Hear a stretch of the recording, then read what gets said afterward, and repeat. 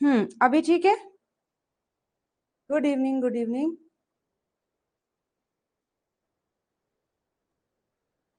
अभी ठीक है जी। राधे राधे।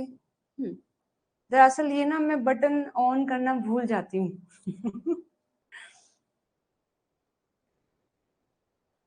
जी, बहुत सारा स्वागत है आपका इस क्लास में, अपना सपना जेआरएफ पर, जहां हम तैयारी कर रहे हैं अपकमिंग एग्जाम के लिए। ठीक। और आज हम पढ़ने वाले हैं डीएनए रेप्लिकेशन इन यूकैरियोट्स। सुबह हमने खत्म कर लिया था डीएनए रेप्लिकेशन इन प्रोकैरियोट्स। अभी हम पढ़ेंगे डीएनए रेप्लिकेशन इन यूकैरियोट्स। तो शुरू करें जी। Good evening everyone.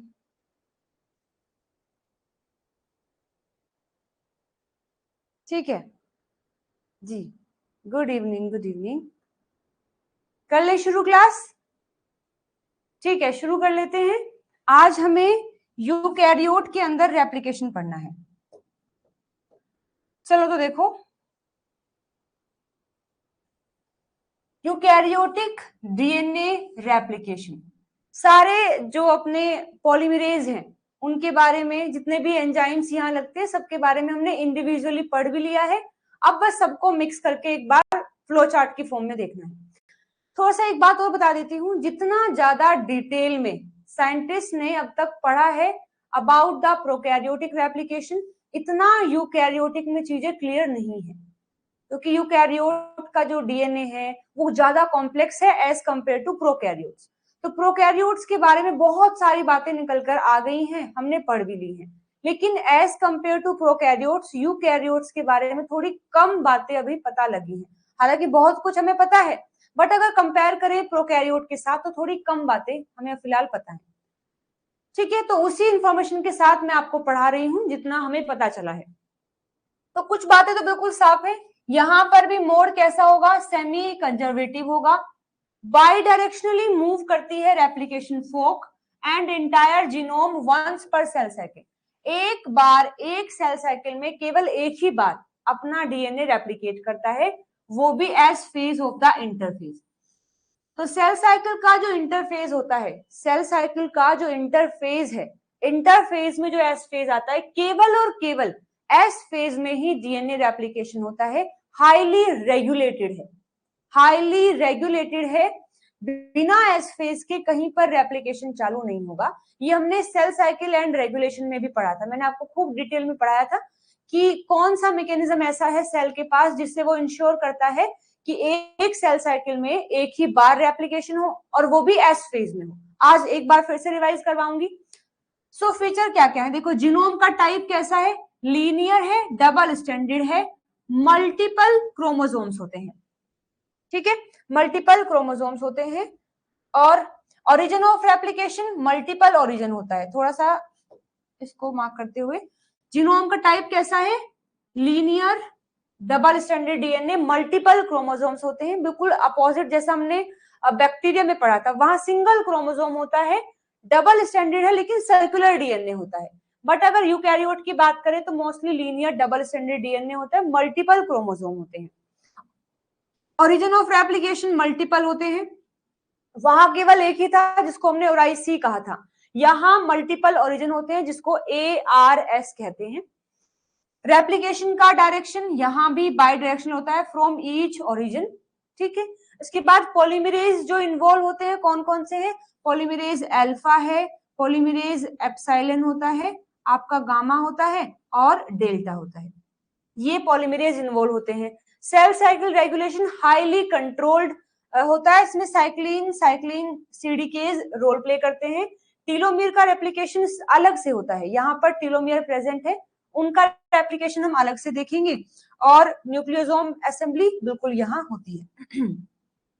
Nucleosome reassemble होता है, मतलब जो हट गया था डीएनए रेप्लिकेट करते वक्त वो फिर से असेंबल होगा। तो ये सारे पार्ट हमें सब पढ़ने हैं। तो देखिए, सबसे पहली बात, कुछ स्टेप बाय स्टेप जो मैकेनिज्म है उसकी बात कर लेते हैं। तो सबसे पहले मैं आपको पढ़ाऊंगी अबाउट द ओरिजिन रिकॉग्निशन। तो पहले पढ़ेंगे ओरिजिन ऑफ रेप्लिकेशन, यहाँ कैसा है। जैसे वहां तो हमने पढ़ा ना कि 9 मर थे, 13 मर थे, यहाँ पर ओरिजिन ऑफ रेप्लिकेशन कैसा होता है और कौन सा एंजाइम या फिर कौन सा प्रोटीन उस ओरिजिन को रिकॉग्नाइज करता है ताकि चीजें शुरू की जा सके। सबसे पहले ये पढ़ेंगे, फिर मैं आपको पढ़ाऊंगी प्री रेप्लिकेशन कॉम्प्लेक्स बनता है जिसको प्री आरसी बोलते हैं। तो यहाँ यूकैरियोट में ओरिजिन रिकॉग्नाइज होने के बाद फिर प्री आरसी कॉम्प्लेक्स बनता है। फिर एक्टिवेशन होता है इस प्री आरसी कॉम्प्लेक्स का एस फेज के अंदर। फिर प्राइमर का सिंथेसिस होता है, फिर इलोंगेशन होता है, लास्ट में आरएनए प्राइमर को रिमूव किया जाता है, लाइगेट किया जाता है और सबसे लास्ट में जो टेलोमियर वाला पार्ट है उसका रेप्लिकेशन किया जाएगा। तो ये सारे स्टेप्स हमें एक बार वन बाय वन पढ़ने हैं। फिर यहाँ कुछ एंजाइम्स देखिए, जैसे कुछ एंजाइम्स की बात करें, ORC ओरिजिन रिकॉग्निशन कॉम्प्लेक्स, यहाँ कौन है, मतलब ORC क्या है, एक ऐसा कॉम्प्लेक्स है जो ओरिजिन को रिकॉग्नाइज करता है।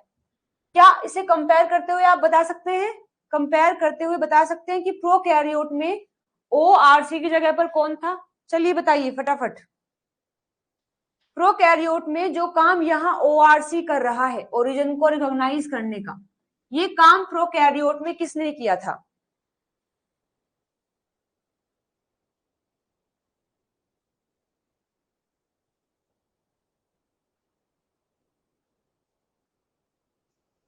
सब बताएंगे और जल्दी बताएंगे। गुड, वेरी गुड, बहुत अच्छे, वेरी गुड। डीएनए ए ने किया था। किसने किया था? डीएनए ए ने, है ना, गुड। फिर MCM 2-7 कॉम्प्लेक्स जो कि हेलिकेज है, वहां पर कौन है? वहां पर कौन है? वहां पर हेलिकेज का नाम क्या था?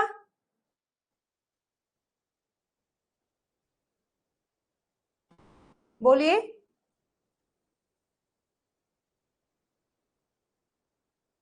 प्रोकैरियोट में हेलिकेज का क्या नाम था? DNA B. डीएनए जी नहीं, डीएनए जी प्राइमेज था। DNA B is the helicase और DNA C is the helicase loader.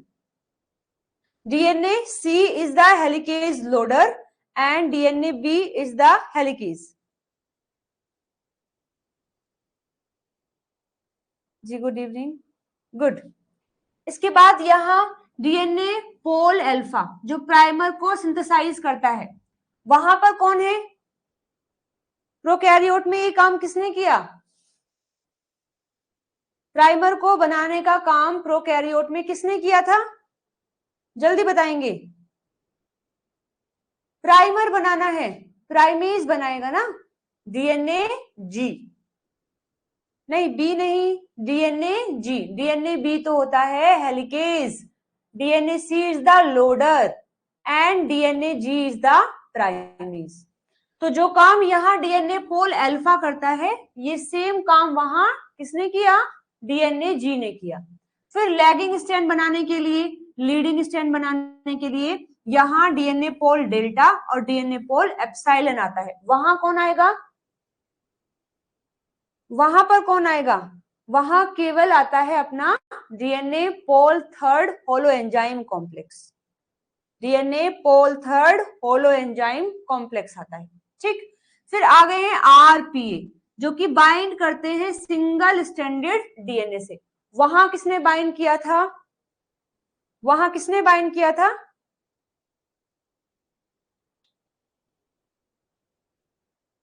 Very good, SSB ने, सिंगल स्ट्रैंडेड बाइंडिंग प्रोटीन। जो काम वहां एसएसबी ने किया है वो काम यहाँ आरपीए करता है। प्राइमर को रिमूव करना है तो फ्लैप एंडोन्यूक्लियस FEN1 आता है प्राइमर को रिमूव करने के लिए। वहां कौन आएगा? वहां कौन रिमूव करेगा?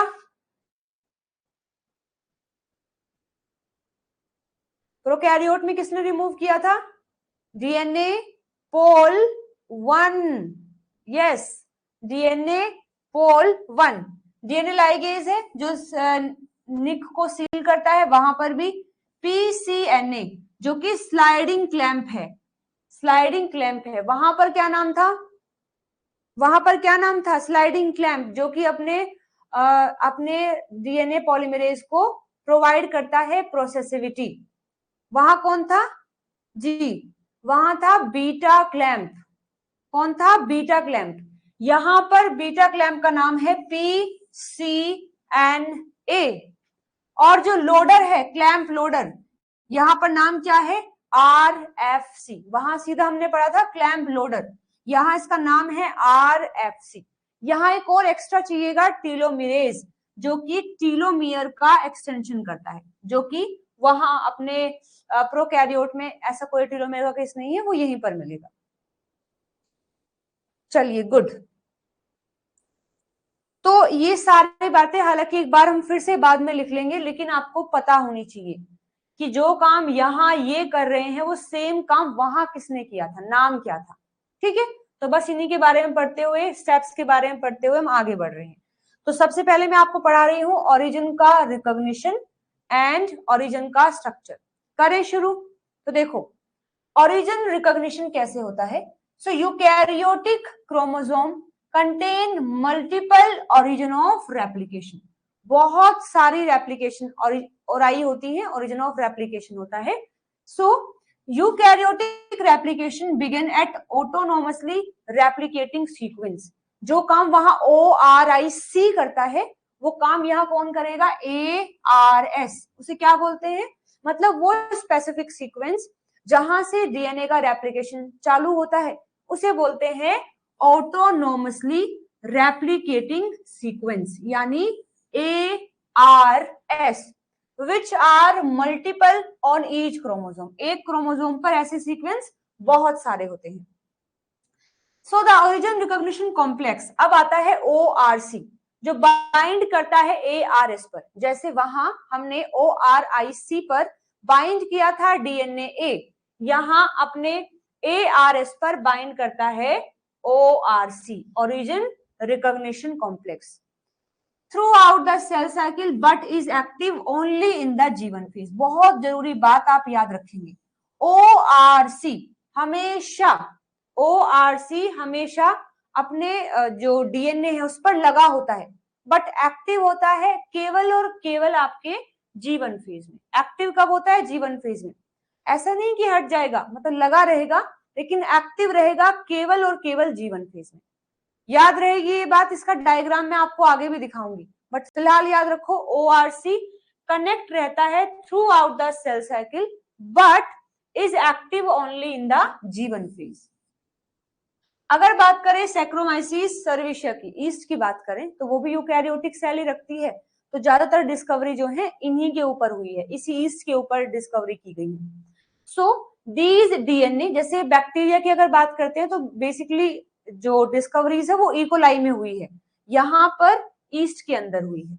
सो these DNA sequences that can serve as an origin of replication are found to contain, मतलब exactly नहीं बता पाए हैं, जैसे कि वहां इकोलाई में हुआ ना कि 13 मर के 3 रिपीट होते हैं, 9 मर के 5 रिपीट होते हैं, अपना डीएनए ए बॉक्स पर बाइंड करता है, फिर एटीपी बाइंड होती है तो कंफर्मेशन में चेंज होता है, फिर वो मेल्ट करता है।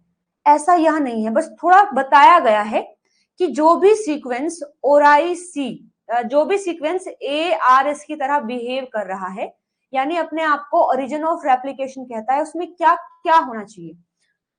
एक बाइंडिंग साइट होनी चाहिए, किसके लिए? For a large multi subunit initiator protein called ORC। तो ORI साइट पर क्या होनी चाहिए? ORI साइट पर एक ऐसी साइट होनी चाहिए, ORI पर एक ऐसी साइट होनी चाहिए जहां हमारा ORC आकर के बाइंड कर सके। सो अ बाइंडिंग साइट किसके लिए? For a large multi subunit initiator protein, जिसको ORC बोलते हैं, यानी ओरिजिन रिकॉग्निशन कॉम्प्लेक्स। ये बात। दूसरा क्या है? उसके पास डीएनए का ऐसा स्ट्रेच होना चाहिए जो A और T से रिच हो, क्योंकि हमने पढ़ा था ना सुबह, AT को ब्रेक करना आसान होता है एज कंपेयर टू GC। तो हमें इस पार्ट से ही मेल्टिंग शुरू करनी है। तो जो भी ORI अपने आप को कह रहा है, उसके पास डीएनए का ऐसा स्ट्रेच होना चाहिए जिसमें A और T ज्यादा हो, ताकि उसको अलग करना आसान हो जाए। थर्ड क्या है? एटलीस्ट वन बाइंडिंग साइट और हो, एक और बाइंडिंग साइट हो जिस पर बाकी प्रोटीन ऐड हो सके ताकि वो ओआरसी की बाइंडिंग करवा सके। क्योंकि हमें पता है कि यूकैरियोट में जो डीएनए होता है वो फ्री ओपन फॉर्म में तो है नहीं, लगातार खूब कंडेंस फॉर्म में है, यानी क्रोमेटिन की फॉर्म में है। तो आसपास क्या लगे होंगे, स्टोन प्रोटीन लगे होंगे। तो कोई एक ऐसा प्रोटीन भी आए जो आकर के पहले बाइंड कर ले और थोड़ा एडजस्ट करके आसपास जगह बना दे ताकि ओआरसी बाइंड कर ले। क्योंकि ओआरसी एक लार्ज मल्टी सब यूनिट प्रोटीन है। ओआरसी क्या है, एक लार्ज मल्टी सब यूनिट प्रोटीन है, तो उसको बाइंड होने के लिए थोड़ी जगह चाहिए। तो ओआरसी के पास पहली बात तो जो ओराई है उसके पास बाइंडिंग साइट होनी चाहिए, लेकिन एक और बाइंडिंग साइट होनी चाहिए ताकि कोई प्रोटीन आके बाइंड करे और ओआरसी को जहां बाइंड करना है वहां उसके लिए जगह बना सके। So at least one binding site for protein that facilitate ORC binding, probably by adjusting the local chromatin structure. इनको बोलते हैं इनिशिएटर। इनिशिएटर होते हैं। तो पहले बेसिकली आकर के इनिशिएटर ही बाइंड करते हैं, आसपास जगह बनाते हैं, फिर ओआरसी आके बाइंड करता है। ओआरसी बाइंड करके फिर जो एटी रिच रीजन है उसको फुल अलग अलग करके उस पार्ट को ओपन अप कर देता है ताकि हेलिकेज की बाइंडिंग हो सके। Got it everyone? चलो एक डायग्राम दिखा देती हूं ताकि थोड़ा समझने में आसानी हो जाए। डायग्राम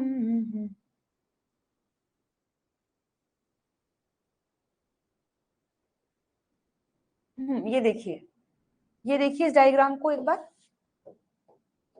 यहां देखेंगे ये है अपना डीएनए और ये रेड कलर में दिखाया है, this is the origin of replication यानी ARS है।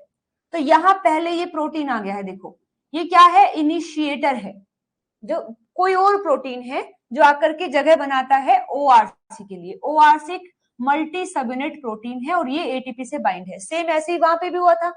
ओआरसी बिल्कुल सेम किसकी तरह काम कर रहा है, डीएनए ए की तरह। तो वहां भी डीएनए ए एटीपी से बाइंड किया था, यहाँ भी बाइंड करता है। उसके बाद फिर CDC6 आता है, फिर वो सब कॉम्प्लेक्स बनाता है। बस बेसिकली मैं बता रही हूँ कि सबसे पहले ओआरसी यहाँ आकर के बाइंड करता है जो मल्टी सब यूनिट प्रोटीन है, और उससे पहले यहाँ इनिशिएटर आता है ताकि इस ओआरसी की बाइंडिंग करवा सके। ठीक, तो ये तो बात हो गई है। अब मैंने बताया था आपको कि जब सेल साइकिल चलती है, यहाँ पर देखिए ये पूरी सेल साइकिल दिखाई गई है आपको। ये G1 फेज है, ये S फेज है, ये G2 फेज है और ये M फेज है। तो आप देखोगे चारों फेज में डीएनए पर ORC लगा हुआ है। यहाँ पर देखो ORC लगा है, यहाँ पर ORC लगा है, यहाँ पर ORC लगा है, लेकिन एक्टिव केवल कब है, केवल G1 में ही वो एक्टिव होता है। यहाँ पर केवल G1 में एक्टिव है ताकि बाकी काम को करवा सके, रिक्रूट कर सके। बाकी हर एक जगह पर, यहाँ तो इनफैक्ट उसको दिखाया नहीं गया क्योंकि यहाँ हमने चीजें स्टार्ट कर दी हैं, तो ओराई साइट अपनी पीछे रह गई है। अगर यहाँ भी दिखाया जाए तो यहाँ अगर ओराई को दिखाया जाएगा तो उस पर ओआरसी मिलेगा। तो ORC throughout the cell cycle रहता है, यहाँ पर भी है, यहाँ पर भी है, यहाँ भी है, यहाँ भी है, बट एक्टिव होता है only in the G1 phase. केवल एक्टिव होता है G1 फेज में। Done everyone?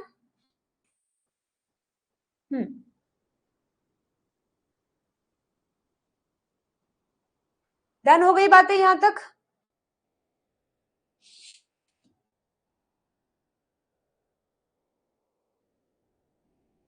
ORC linker DNA से अटैच नहीं हो सकता। हाँ, डीएनए से कनेक्ट रहता है, डीएनए के जो ARS साइट है उससे कनेक्ट रहता है। नहीं, इनिशिएटर का कोई एग्जाम्पल नहीं दिया है, बस नाम बोला है कि कुछ और प्रोटीन ऐसे होते हैं जो आकर के ओआरसी की बाइंडिंग को इनिशिएट करते हैं। चलिए नेक्स्ट पार्ट है, ओरिजिन का रिकॉग्निशन हमने पढ़ लिया है। कौन करता है, सबसे पहले इनिशिएटर प्रोटीन आकर के जगह बनाता है ताकि ओआरसी बाइंड कर सके। आगे देखिए फिर बनता है प्री रेप्लिकेशन कॉम्प्लेक्स, जिसको बोलते हैं प्री आरसी फॉर्मेशन। ये 3 कंपोनेंट से मिलकर बनता है, एक ओआरसी, एक CDC6 NCDT1, एक MCM27 हेलिकेज।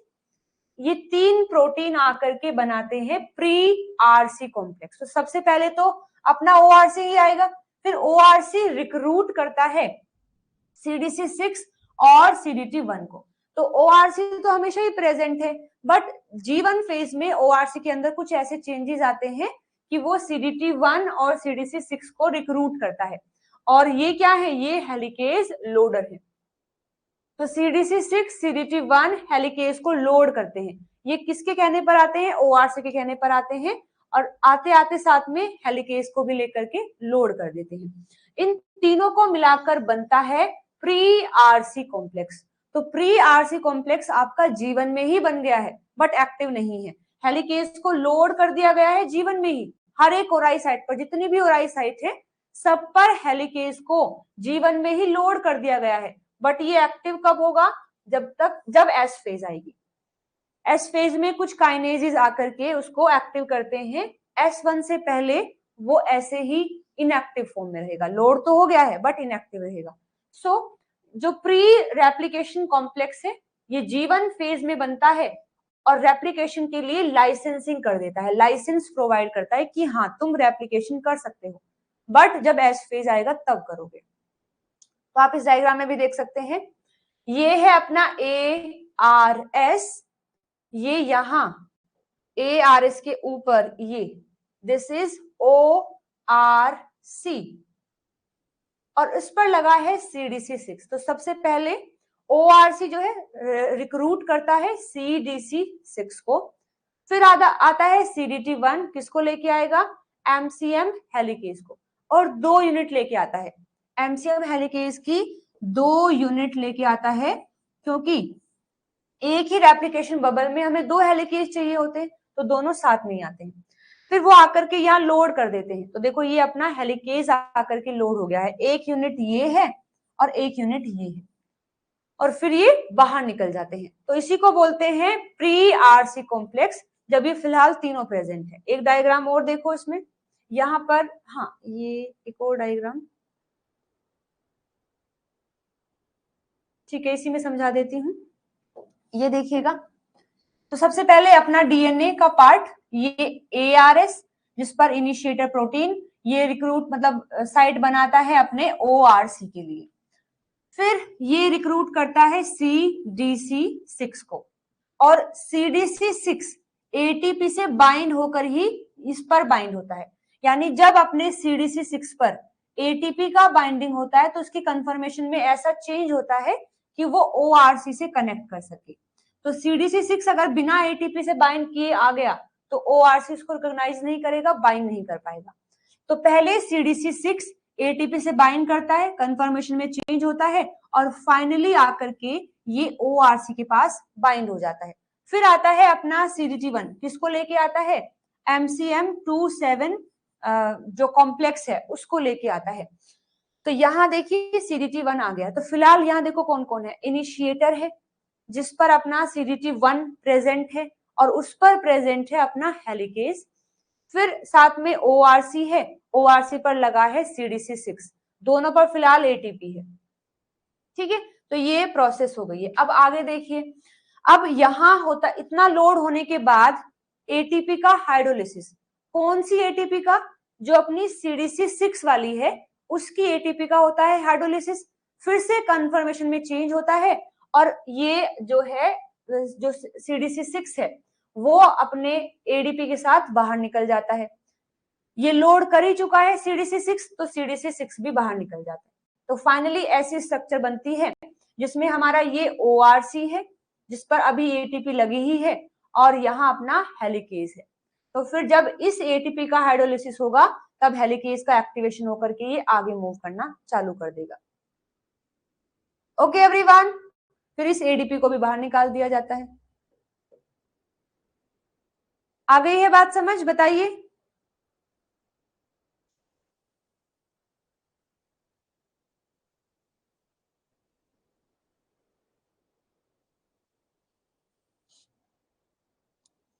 अगर यहाँ म्यूटेशन हो जाए तो हेलिकेज लोडिंग होने के बाद कुछ अल्टर होगा या वही सब होगा। देखो म्यूटेशन होने पर तो सब कुछ ही अल्टर हो जाता है। सपोज आपने ARS की कोई साइट में म्यूटेशन कर दिया है तो ORC बाइंड नहीं करेगा, ORC नहीं बाइंड करेगा तो फिर कुछ भी लोड नहीं होगा। ऐसे ही हेलिकेज में कहीं म्यूटेशन हो गया तो वो बाइंड नहीं करेगा, तो म्यूटेशन का जो भी केस है वो चीजें नॉर्मल तो नहीं रहने देगा, कुछ ना कुछ अल्टर तो करता ही है। अब वो डिपेंड करता है कि कितना ड्रास्टिक म्यूटेशन हुआ है। तो इस तरीके से चीजें मूव करती हैं। अब हम आ गए हैं अपने थर्ड पार्ट पर, that is activation in S phase. ठीक है, तो अब तक क्या हुआ, अभी हम G1 फेज में थे। G1 फेज में ARS पर बाइंड किया ORC, ORC ने रिक्रूट किया CDC6 को, फिर रिक्रूट किया CDT1 को, CDT1 आता है MCM हेलिकेज को लेकर के, जैसे वो लोड कर देता है CDC6 और CDT1 दोनों बाहर निकल जाते हैं। जैसे दोनों बाहर निकले, फिर ORC का जब ATP हाइड्रोलिसिस होगा तो तब हेलिकेज ORC से भी हटके आगे बढ़ना चालू कर देगा, लेकिन अभी नहीं करेगा। वो G1 में केवल लोड हुआ है आकर के, G1 में केवल प्री RC कॉम्प्लेक्स बना है जिसमें हेलिकेज केवल लोड हुआ है, उसका एक्टिवेशन एस फेज में आकर के होता है। एक्टिवेशन कौन कराता है, कुछ काइनेज होते हैं जो केवल एस फेज में ही एक्टिव होते हैं, तो एस फेज में वो काइनेज एक्टिव होते हैं, फिर वो आकर के एमसीएम को एक्टिवेट करते हैं, तब जाकर हेलिकेज अपनी जो रेप्लिकेशन है, अनवाइंडिंग करना है, वो शुरू करता है। जैसे देखेंगे जो एस फेज वाले सीडीके साइक्लिन है, यानी कि S phase cyclin dependent kinase जो है और डीडीके, सीडीके एंड डीडीके, इनका मेन रोल आता है। तो देखिए डीडीके क्या है, DBF4 डिपेंडेंट काइनेज, और ये क्या है, साइक्लिन डिपेंडेंट काइनेज। दोनों काइनेज आपके एस फेज में ही एक्टिव होते हैं, और क्योंकि काइनेज है तो ये फोस्फोराइलेट करते हैं। किसे करेंगे, फोस्फोराइलेट करते हैं एमसीएम को और अदर फैक्टर्स को। एमसीएम का जैसे ही फोस्फोराइलेशन होता है ये एक्टिवेट हो जाता है और अनवाइंडिंग, डीएनए की अनवाइंडिंग को चालू कर देता है। फिर आते हैं आपके आरपीए, रेप्लिकेशन प्रोटीन ए, जो बाइंड कर जाता है सिंगल स्टैंडर्ड डीएनए पर, उसको स्टेबलाइज करने के लिए। तो यहाँ आरपीए बिहेव कर रहा है एज अ एसएसबीपी, और हेलिकेज तो अपना एमसीएम है ही। तो जैसे ही एस फेज आता है, एस फेज आने के बाद इसका एक्टिवेशन होता है। और भी चीजें हैं जो यहाँ आपको पढ़नी है, जैसे ये अपना ओआरसी है और ये हेलिकेज लोड कर दिया गया है G1 में ही, जिसको हमने प्री आरसी कॉम्प्लेक्स कहा था। लोड करने के बाद CDC6 CDT1 निकल गए बाहर। अब आ गया है आपका एस फेज। जैसे एस फेज आता है तो फोस्फोराइलेशन होता है एमसीएम का, एमसीएम का भी होता है और ओआरसी का भी होता है। तो एमसीएम का भी देखो फोस्फोराइलेशन हुआ, ओआरसी का भी हुआ। जैसे ही अपने एमसीएम का फोस्फोराइलेशन हुआ, अब ये रिक्रूट करता है दो और साइट को। अगर आपको याद हो, हमने पढ़ा था, है ना, कि यूकैरियोट के अंदर खाली एमसीएम हेलिकेज एक्टिव नहीं है, एमसीएम हेलिकेज के साथ में दो प्रोटीन और आते हैं, CDC45 और GINS। ये दोनों बाइंड होकर के CMG कॉम्प्लेक्स बनाते हैं, तब फुल्ली एक्टिव होता है अपना एमसीएम हेलिकेज। तो ये आते कब है, एस फेज में। एस फेज में क्यों आए हैं, क्योंकि एस फेज में आकर ही अपने एमसीएम जो हेलिकेज है उस पर फोस्फोराइलेशन हुआ, इसी की वजह से ये रिक्रूट करता है या कहीं अट्रैक्ट होते हैं अपने CDC45 एंड GINS। अब ये आकर के देखो बाइंड कर गए हैं यहाँ पर भी और यहाँ पर भी। अब ये बन गया है CMG हेलिकेज। अभी देखो जैसे ही फोस्फोराइलेट होते हैं अपने MCM ORC, loading of CDC45 and GINS complex onto the MCM to complete the CMG helicase. अब ये पूरा पार्ट बन गया है। अब CMG helicase are loaded onto the single standard DNA and move away from the origin, passing each other ORC displace. मतलब अब बस वो अपना रिस्पेक्टिवली पोल पर मूव करना शुरू करेंगे अनवाइंडिंग को चालू करते हुए। जैसे यहां पर भी देखो ये अपना एमसीएम हेलिकेज है, और फिर जैसे ही इस पर फोस्फोराइलेशन होता है CDC45 GINS आते हैं, दोनों पर बाइंड हो गए हैं, और जैसे ये बाइंड होते हैं तो CMG कॉम्प्लेक्स बनके अब ये मूव करना शुरू कर देंगे। ठीक है, तो एमसीएम को लोड कर दिया G1 में, लेकिन एक्टिवेशन होता है एस फेज में। ऐसा क्यों, क्योंकि जैसे एस फेज में आता है डीडीकेज और सीडीकेज एक्टिव हो जाते हैं, वो फोस्फोराइलेट कर देते हैं हमारे एमसीएम हेलिकेज को। फोस्फोराइलेट होने की वजह से कुछ और प्रोटीन अट्रैक्ट होते हैं, जैसे कि CDC45 और GINS।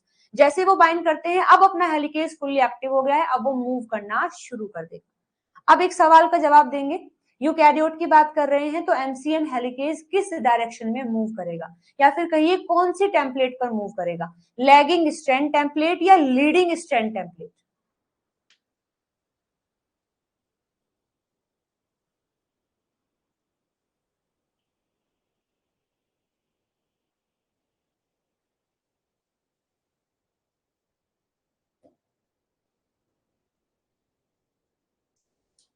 वेरी गुड, बहुत अच्छे।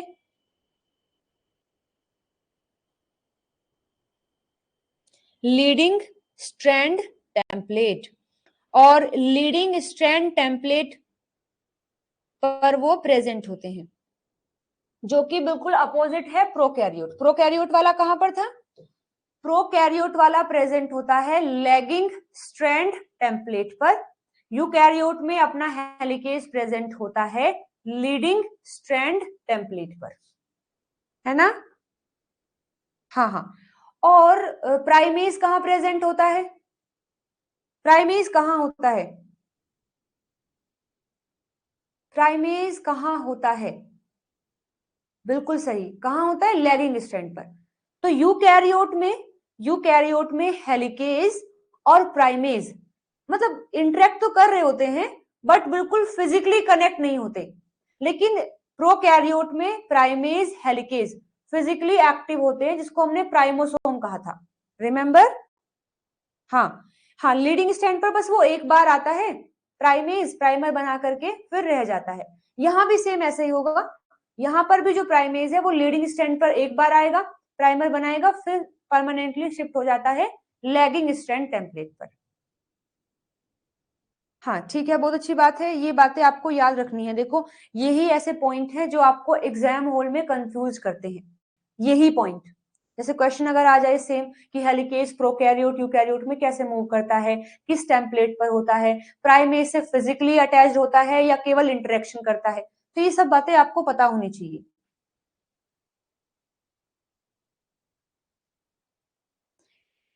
हाँ हाँ बिल्कुल, यूकैरियोट प्रोकैरियोट में प्राइमेज का तो सेम लोकेशन है, क्योंकि प्राइमेज की ज्यादा रिक्वायरमेंट होती है हमें लैगिंग स्ट्रैंड टेम्पलेट पर, तो चाहे प्रोकैरियोट हो यूकैरियोट हो वो तो वहीं पर होगा। हाँ, हेलिकेज की लोकेशन चेंज हो गई है। इसको ना आप एक तरीके से और याद कर सकते हैं, प्रोकैरियोट में हम प्राइमोसोम पढ़ते हैं, तो प्राइमोसोम पढ़ रहे हैं, प्राइमोसोम बना होता है हेलिकेज प्लस प्राइमेज से, और ये तो आपको फॉर श्योर है कि प्राइमेज हमें कहाँ चाहिएगा? लैगिंग स्ट्रैंड पर चाहिएगा, लैगिंग स्ट्रैंड टेम्पलेट पर चाहिएगा। तो प्रोकैरियोट में प्राइमेज होता है लैगिंग स्ट्रैंड पर, तो हेलिकेज भी उसी पर होगा क्योंकि वहां प्राइमोसोम बनता है, और बस इसका अपोजिट आपको यूकैरियोट में मिलेगा। तो ऐसे भी आप याद कर सकते हैं। चलिए बहुत अच्छी बात है, तो एक हेलिकेज इधर मूव करना स्टार्ट करेगा, एक हेलिकेज इधर मूव करेगा। तो अब ये एक्टिवेशन हो गया है एस फेज का। किसमें हुआ ये हुआ है आपके एस फेज में एक्टिवेशन ऑफ द हेलिकेज। आगे देखेंगे नेक्स्ट। हाँ अब देखो जीवन फेज में ध्यान से समझिएगा, जीवन फेज लोडिंग फेज होता है, यहां पर हेलिकेज की लोडिंग को अलाउ कर दिया जाता है, बट हेलिकेज का एक्टिवेशन अलाउ बिल्कुल नहीं करेंगे। यहां से आपके सेल बायो में भी क्वेश्चन आते हैं, सेल साइकिल रेगुलेशन में, और यहां भी आ सकते हैं मॉलिक्यूलर बायोलॉजी में। तो जीवन फेज एक लोडिंग फेज है, जिसमें हेलिकेज को लोड करना है तो अलाउ कर दिया जाता है, बट एक्टिवेशन अलाउ नहीं करेंगे।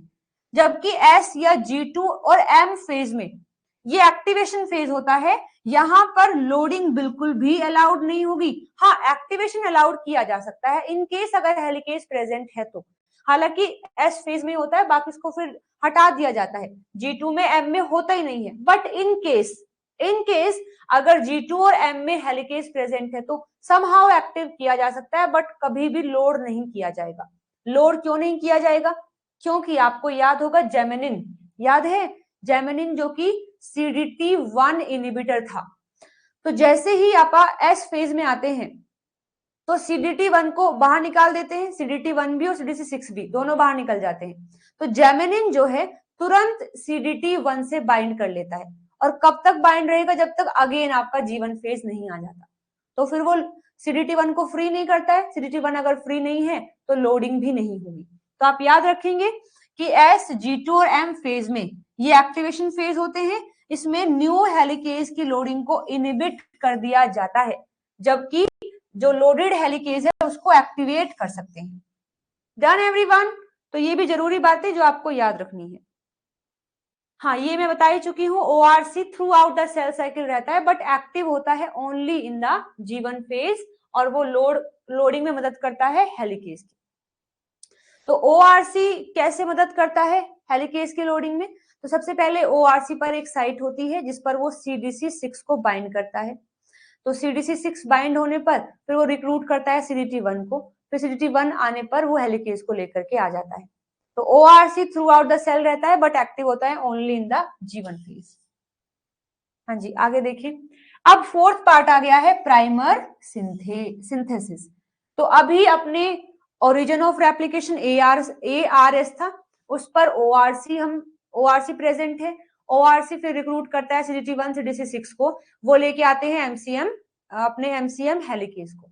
फिर S फेज आ जाता है जिस पर CDKs और DDKs आकर उसको फोस्फोराइलेट करते हैं, जिससे उसमें पूरा कॉम्प्लेक्स बन जाता है with the help of CDC45 and GINs।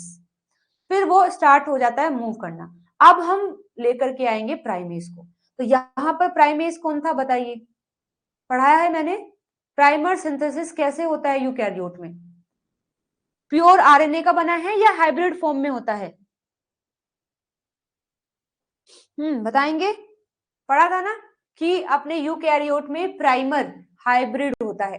RNA के पहले 10 न्यूक्लियोटाइड RNA के होते हैं, फिर 20 से 30 न्यूक्लियोटाइड हमारे DNA के होते हैं, तब जाकर के प्राइमर बनता है ना? बिल्कुल सही, वेरी गुड। यहाँ पर कौन करेगा? जो काम वहां DNA जी ने किया है वो काम यहाँ कौन करता है? कौन करता है बोलो? DNA pol alpha primase. नाम क्या है? DNA pol alpha primase.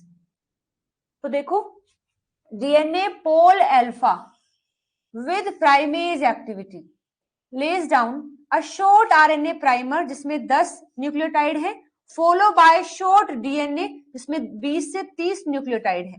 Pole alpha is low fidelity and lack the proofreading, so it's quickly replaced. तो हालांकि देखो, पहले छोटा सा RNA बनता है, फिर DNA बनना चालू हो जाता है ना? लेकिन तुरंत पोल अल्फा को फिर रिप्लेस कर दिया जाता है, तुरंत पोल अल्फा को रिप्लेस कर दिया जाता है, क्योंकि बाकी का DNA कौन बनाएगा? जो मेन एंजाइम है। क्योंकि अपने पोल अल्फा के पास प्रूफ रीडिंग एक्टिविटी नहीं होती है, तो वो गलत गलत चीजें लगा देगा, तो उसको रिप्लेस कर देते हैं। ठीक है, चलो स्ट्रक्चर देखते हैं एक बार। मैं विजिबिलिटी देख लेती हूँ।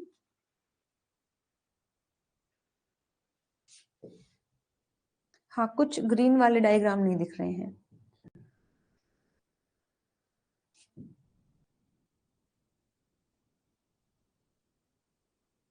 तब तक मुझे बता दो, लीडिंग और लैगिंग स्ट्रैंड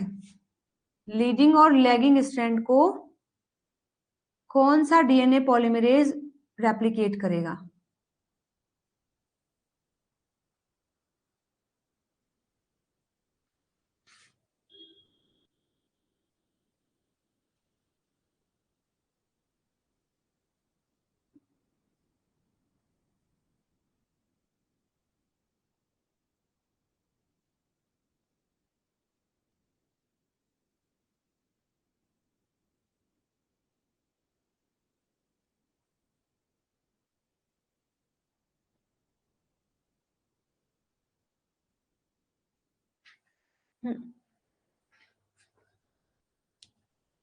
लीडिंग के लिए एप्सिलॉन और लैगिंग के लिए डेल्टा। वेरी गुड, बहुत अच्छे।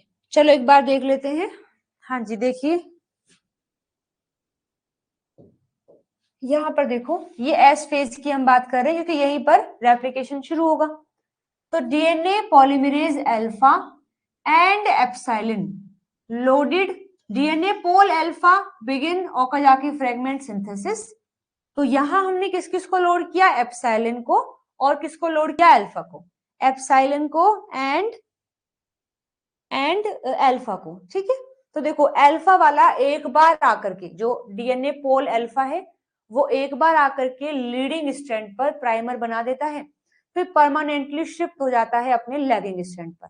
तो जैसे ही डीएनए, देखो ये जो है ना, जो ब्लू कलर में है यहाँ और जो यहाँ है, यहाँ और यहाँ, तो हमने पढ़ा था ना कि प्राइमेज और जो हेलिकेज है वो अलग अलग स्टैंड पर होंगे। तो देखो हेलिकेज दूसरे स्टैंड पर है, प्राइमेज दूसरे पर है, ये प्राइमेज दूसरे पर है, हेलिकेज दूसरे पर है। तो ये है अपना लीडिंग स्ट्रैंड टेम्पलेट, क्योंकि हेलिकेज ही होता है, और ये जहां प्राइमेज लगा है वो लैगिंग स्ट्रैंड वाला टेम्पलेट है।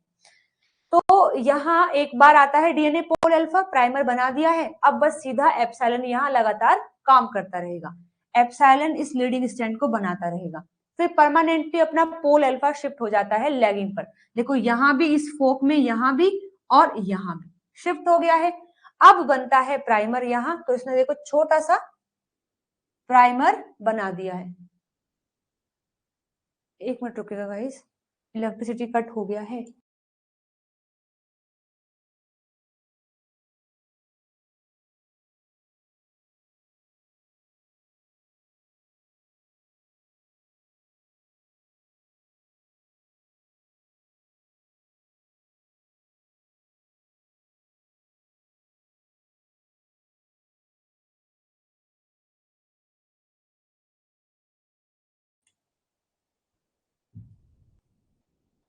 हाँ, बोथ पॉलीमरेज एक साथ, हाँ एक साथ ही आएंगे एप्सिलॉन और डीएनए पोल अल्फा दोनों साथ में आएंगे। एक बार पोल अल्फा यहाँ प्राइमेज बना करके बस फिर एप्सिलॉन आ जाएगा, तो वहीं पे रहेगा, और पोल अल्फा शिफ्ट हो जाता है अपने लैगिंग स्ट्रैंड टेम्पलेट पर। तो फिर देखो डीएनए पॉलीमरेज डेल्टा रिप्लेस करता है डीएनए पोल अल्फा को and elongate the Okazaki fragment, फिर आता है डेल्टा। ठीक है, तो एप्सिलॉन और अल्फा दोनों साथ में आते हैं, और डेल्टा फिर थोड़ा बाद में आता है। डेल्टा आते ही डीएनए पोल अल्फा को रिप्लेस कर देता है, तो ये अपना डीएनए पोल अल्फा है, ये भी अल्फा है। फिर जैसे डेल्टा आ गया है, तो अब ये जो आए हैं ना दोनों, ये डेल्टा है, तो यहां तक प्राइमर बन गया है, यहाँ भी। अब जो रेड वाला चालू हुआ है वो नया ओकाजाकी फ्रेगमेंट बनता है, तो यहाँ बनेगा, वो यहाँ बनेगा, ये लीडिंग स्ट्रैंड है ही, ये ऐसे चलता रहेगा। Done everyone. सो बस ये हमने पढ़ लिया है। अब यहाँ प्राइमर का सिंथेसिस हुआ और रिएक्शन चालू हो गई। डन हो गया। आगे देखिए, यूकैरियोटिक जो रेप्लिकेशन फोक है वो कुछ ऐसी दिखाई देती है। चलिए जानते हैं क्या क्या चीजें होंगी। तो रेप्लिकेशन फोक बिल्कुल जैसे सुबह हमने पढ़ा था ना प्रोकैरियोट में होता है कि एक स्टैंड तो पूरा चलता रहता है और दूसरे स्टैंड में ऐसे लूप बन जाते हैं, दूसरे स्टैंड में ऐसे लूप बन जाते हैं, सेम यहाँ भी ऐसे ही होगा। तो देखिए ये रेप्लिकेशन फोक है, एक ये वाला पार्ट और दूसरा ऐसे घूम के ये है, और फिर ये पेरेंटल डीएनए हेलिक्स है, ये पेरेंटल डीएनए हेलिक्स है। एक बार बस मुझे 1 मिनट दो, यहाँ पर भी ना मैं थोड़ा हाईलाइट कर देती हूँ ताकि आप लोगों को समझने में आसानी रहे।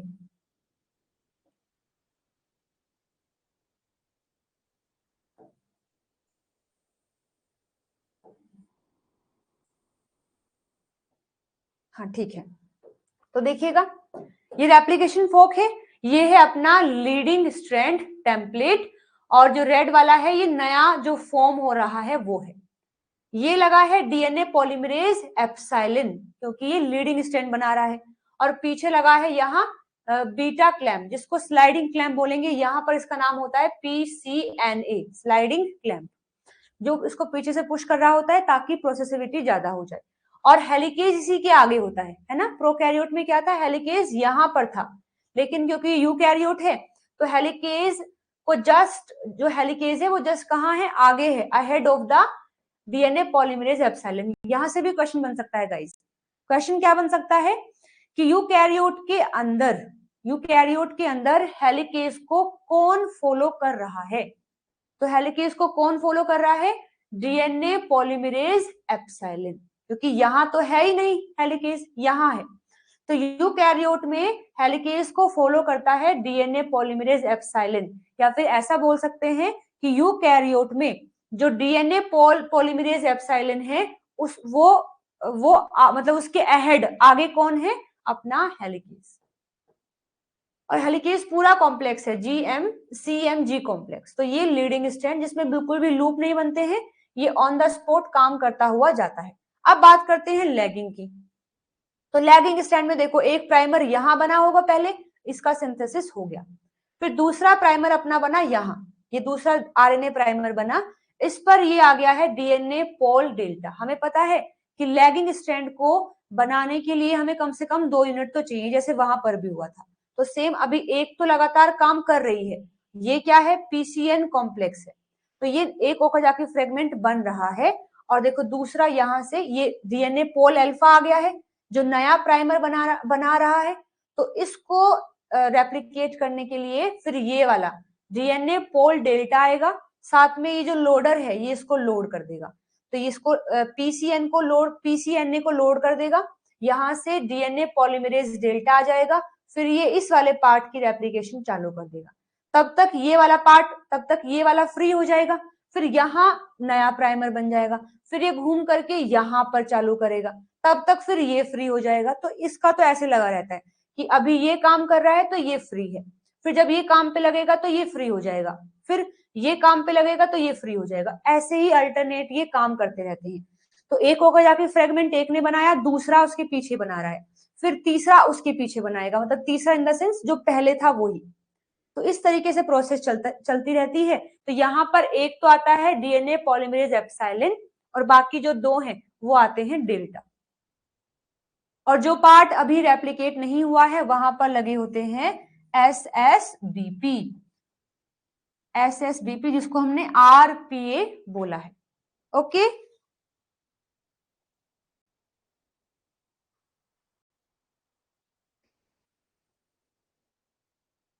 हाँ जी बिल्कुल, अल्फा को शिफ्ट किया जाता है ना, क्योंकि अल्फा केवल प्राइमर बनाएगा, अल्फा केवल प्राइमर बनाएगा। देखिए बात कुछ ऐसी है, समझिएगा, जो अपना डीएनए पोल अल्फा है, डीएनए पोल अल्फा है, और हमने भेजा है एप्सिलॉन को, तो समझना एक बात, ये अपना डीएनए है, ये है लीडिंग स्ट्रैंड टेम्पलेट, ये है लैगिंग स्ट्रैंड टेम्पलेट।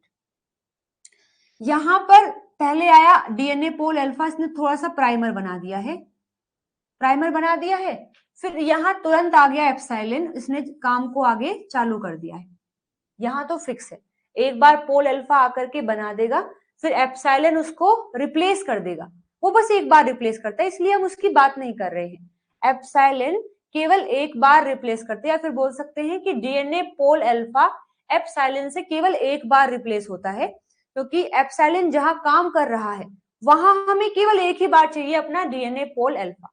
तो डीएनए पोल अल्फा एप्सिलॉन दोनों साथ में आए थे, तो डीएनए पोल अल्फा आकर यहाँ प्राइमर बना देता है, तुरंत रिप्लेस कर दिया जाता है बाय एप्सिलॉन।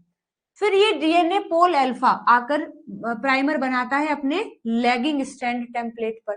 ठीक, तो बेसिकली कर क्या रहा है, थोड़ा सा तो आरएनए बन जाता है, अब प्रोटीन बनना शुरू हुआ है, सॉरी ये आरएनए बन गया है, अब ये डीएनए बन रहा है। तो डीएनए पोल अल्फा को अगर कोई रिप्लेस ना करे तो ये तो पूरा ही डीएनए बना देगा ना, लेकिन हम नहीं चाहते कि ये डीएनए बनाए। क्यों नहीं चाहते, एक तो इसकी प्रोसेसिबिलिटी बहुत कम है, बहुत स्लो स्लो बनाएगा, और स्लो बनाएगा साथ में गलतियां ज्यादा करता है, गलतियां ज्यादा करता है, इसके पास प्रूफ रीडिंग नहीं है, तो तुरंत हम इसको हटाना चाहते हैं। जैसे ही ये 10 से 20 से 30 न्यूक्लियोटाइड ऐड कर देता है, तुरंत हम डेल्टा को इंट्रोड्यूस कर देते हैं, फिर डेल्टा आकर के इसको रिप्लेस कर देता है। बनाने को तो वो सारा ही बना सकता है, लेकिन हम नहीं चाहते कि वो बनाए, तो उसको फिर डेल्टा रिप्लेस करता है, और ज्यादातर वो डेल्टा से ही रिप्लेस होता है, क्योंकि हमें इसी स्ट्रैंड पर ज्यादा प्राइमर चाहिए, और इस स्ट्रैंड को बनाता है अपना डेल्टा।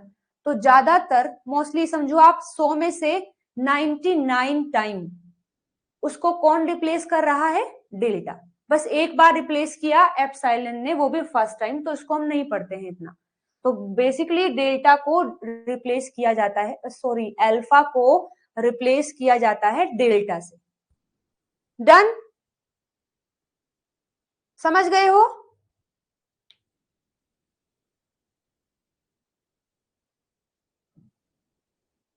ओके, लैगिंग वाला एक बार फिर से, DNA pol alpha first strand से सेकंड स्ट्रैंड पर खुद ही जाता है, नहीं, ये खुद ही चला जाएगा, बिल्कुल पास में है। जैसे ही इस स्टैंड पर, ये वाला स्टैंड है, यहाँ पर लगा था, रिप्लेस कर दिया एप्सिलॉन ने, बस फिर शिफ्ट हो जाएगा यहाँ पर बनाना चालू कर देगा। डन। हाँ जी, चलो ठीक है। तो बस ऐसे ही जो सुबह हमने पढ़ा था, ऐसे ही मैकेनिज्म यहाँ चलता रहता है।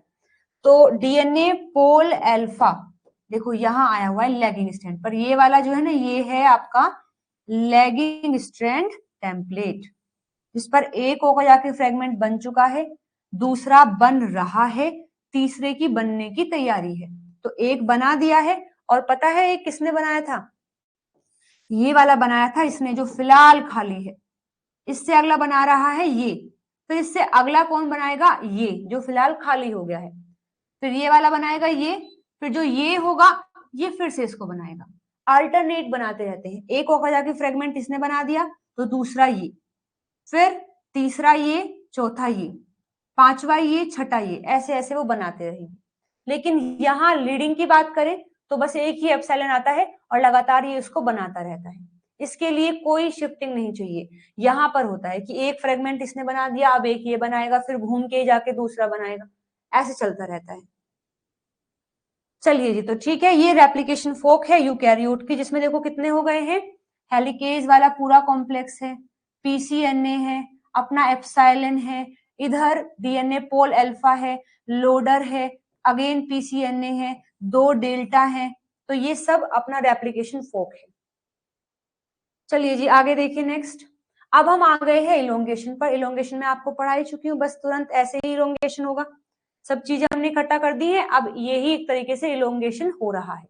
तो अब पूरा इलोंगेशन चलता है। तो देखो, लीडिंग स्ट्रैंड के लिए आता है डीएनए पोल एप्सिलॉन, लैगिंग के लिए आता है डीएनए पोल डेल्टा। इसकी हाई प्रोसेसिविटी होती है, प्रूफ रीडिंग भी होता है, इसका भी होता है, और ये सिंथेसाइज करता है ओकाजाकी फ्रेगमेंट को। अब देखो, पीसीएनए नाम क्या है? Proliferating cell nuclear antigen. PCNA का फुल फॉर्म क्या है? प्रोलिफरेटिंग सेल न्यूक्लियर एंटीजन, जो यूकैरियोटिक में बीटा क्लैंप का काम करता है, इंक्रीज करेगा प्रोसेसिविटी को। और आरएफसी क्या है? ये रेप्लिकेशन फैक्टर सी है, जो क्लैंप को लोड करता है। मतलब वहां पर हमने नाम क्या रखा था? Clamp loader. यहाँ पर इसका नाम है आरएफसी, यानी रेप्लिकेशन फैक्टर सी, जो कि क्लैंप, ये जो है पीसीएनए, उसको लोड करता है। फिर होकर जाके फ्रेगमेंट जो बनते हैं यूकैरियोट के अंदर, उनकी लेंथ बेसिकली 10 से लेकर के 100 बेस पेयर होती है, थोड़ी कम रहती है एज कंपेयर टू प्रोकैरियोट। जैसे आप यहाँ देखेंगे, ये अपना ओराई साइड था, एक हेलिकेज इस साइड चल दिया, एक हेलिकेज इस साइड चल दिया है। ये वाला पार्ट लीडिंग है, ये लैगिंग है, अगेन ये लीडिंग है और ये लैगिंग है। फाइनली जब हम G2 फेज में आते हैं, तो देखो ये ORC पर जो to complete replication machine formed to completed DNA synthesis, ORC फिर से रीबाइंडिंग होगी, और जैसे फिर G1 आएगा तब ये फिर से चीजों को रिक्रूट कर देगा।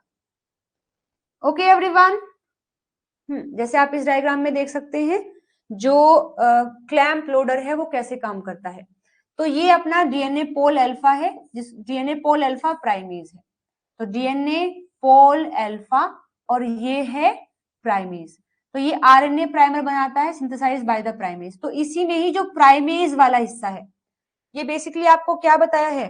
ये बताया है प्राइमर सिंथेसिस।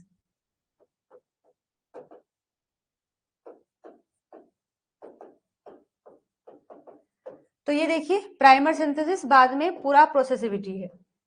तो पहले आ गया है अपना डीएनए पोल अल्फा प्राइमेज। जो प्राइमेज वाला पार्ट है वो थोड़ा सा आरएनए बनाता है, 10 न्यूक्लियोटाइड जितना। फिर उसकी एक्टिविटी स्विच हो जाती है डीएनए पोल अल्फा पर, तो फिर DNA synthesize by the DNA pol alpha. तो जो रेड वाला है ये अपना डीएनए वाला पार्ट है, ये पूरा प्राइमर बन के हो गया है तैयार। अब फिर यहाँ आता है डीएनए पोल डेल्टा और epsilon, epsilon for the leading, delta for the lagging. और साथ में स्लाइडिंग क्लैंप पीसीएनए भी देखो लोड कर दिया गया है। जैसे ही ये आते हैं, ये आकर के डीएनए पोल अल्फा प्राइमेज को यहाँ से बेसिकली डिस्प्लेस कर देते हैं। अब ये यहाँ आ गए हैं, ये पीछे प्रेजेंट होता है, पुश करता रहेगा ताकि चीजें आगे बनती रहें। तो फिर इसी पार्ट को एक्सटेंड करके पूरा डीएनए बनता है। हाँ जी, formation of nucleosome behind a replication fork. हमें पता ही है यूकैरियोट का डीएनए हाईली कंडेंस्ड फॉर्म में रहता है, मतलब डीएनए बना है ओपन अप होता रहेगा, पीछे पीछे नया नया फिर से क्रोमेटिन बनता रहेगा, है ना। हमें पता है ना कि अपना डीएनए कभी ओपन फॉर्म में नहीं रहता है, किस फॉर्म में रहेगा, क्रोमेटिन की फॉर्म में। ओपन केवल तब होगा जब रेप्लिकेशन या ट्रांसक्रिप्शन चल रहा हो, और तभी भी सारा ओपन नहीं होता है, जब जब जहां जहां काम है वहां वहां वो ओपन होता रहता है। तो जैसे देखो ये अपना हेलिकेज वाला पार्ट, सॉरी जो अपने न्यूक्लियोसोम है उनका पार्ट है, आपको याद होगा हमने सेल साइकिल में पढ़ा था, सेल बायोलॉजी में पढ़ा था, है ना। तो H2A H2B डाइमर होते हैं और H3 एंड H4 वाला डाइमर होता है। पता है ना आपको कि H2A H2B दोनों साथ में रहते हैं, H3 H4 दोनों साथ में रहते हैं। तो देखो हुआ क्या, जब यहाँ पर हेलिकेज आया होगा, जब यहाँ इससे पहले हेलिकेज रहा होगा, तो उसके आगे जितने भी न्यूक्लियोसोम हैं उन सभी को हटा दिया गया होगा, तभी तो डीएनए ओपन अप हुआ है। तो ये यहाँ से डिस्प्लेस कर दिए जाते हैं। फिर उसके बाद जब ये बन गया है, अब अपना जो मशीन है जो रेप्लिकेट कर रहा है वो आगे बढ़ गया है। अब हमारे पास दो स्ट्रैंड बन गए हैं, एक ये एक ये। पहले बस ये एक ही डीएनए था, अब हमारे पास दो डीएनए आ गए। अब इसको फिर से कंडेंस करने की बारी है। तो कंडेंस करते हुए कुछ तो हम यूज करते हैं जो पहले से ही था, और कुछ नए बनाए जाते हैं। जैसे देखेंगे आप, ये वाला जो पार्ट है ये पेरेंट वाला H3H4 टेट्रामर है। जो नए बने हैं उनको लोड करने का काम, जो नए बने हैं जिसमें H2A H2B डाइमर को लोड करता है अपना NAP1 लोड करेगा H2A H2B डाइमर को, और जो न्यूली सिंथेसाइज आपके H3H4 टेट्रामर है वो यहाँ पर है, उनको लोड करता है CAF1। तो H2A H2B डाइमर को लोड करेगा NPA, और H3H4 टेट्रामर को लोड करेगा आपका CAF1। इनमें से कुछ पुराने वाले भी यूज किए जाते हैं, कुछ नए, दोनों मिलकर के फिर से नए बने हुए डीएनए को फिर से रैप कर देते हैं। तो यहाँ पर देखिए ये पेरेंटल वाला है, ये न्यूली सिंथेसाइज्ड है, ये आगे मशीन बढ़ती जाएगी तो ये ओपन रहता रहेगा, और यहाँ पर फिर से ये कंडेंस होता रहेगा। Okay everyone.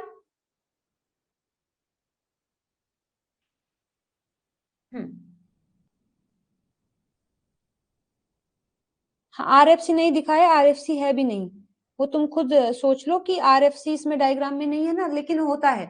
जैसे अपना डीएनए सिंगल स्टैंडर्ड हो जाता है तुरंत ये आके लग जाएंगे।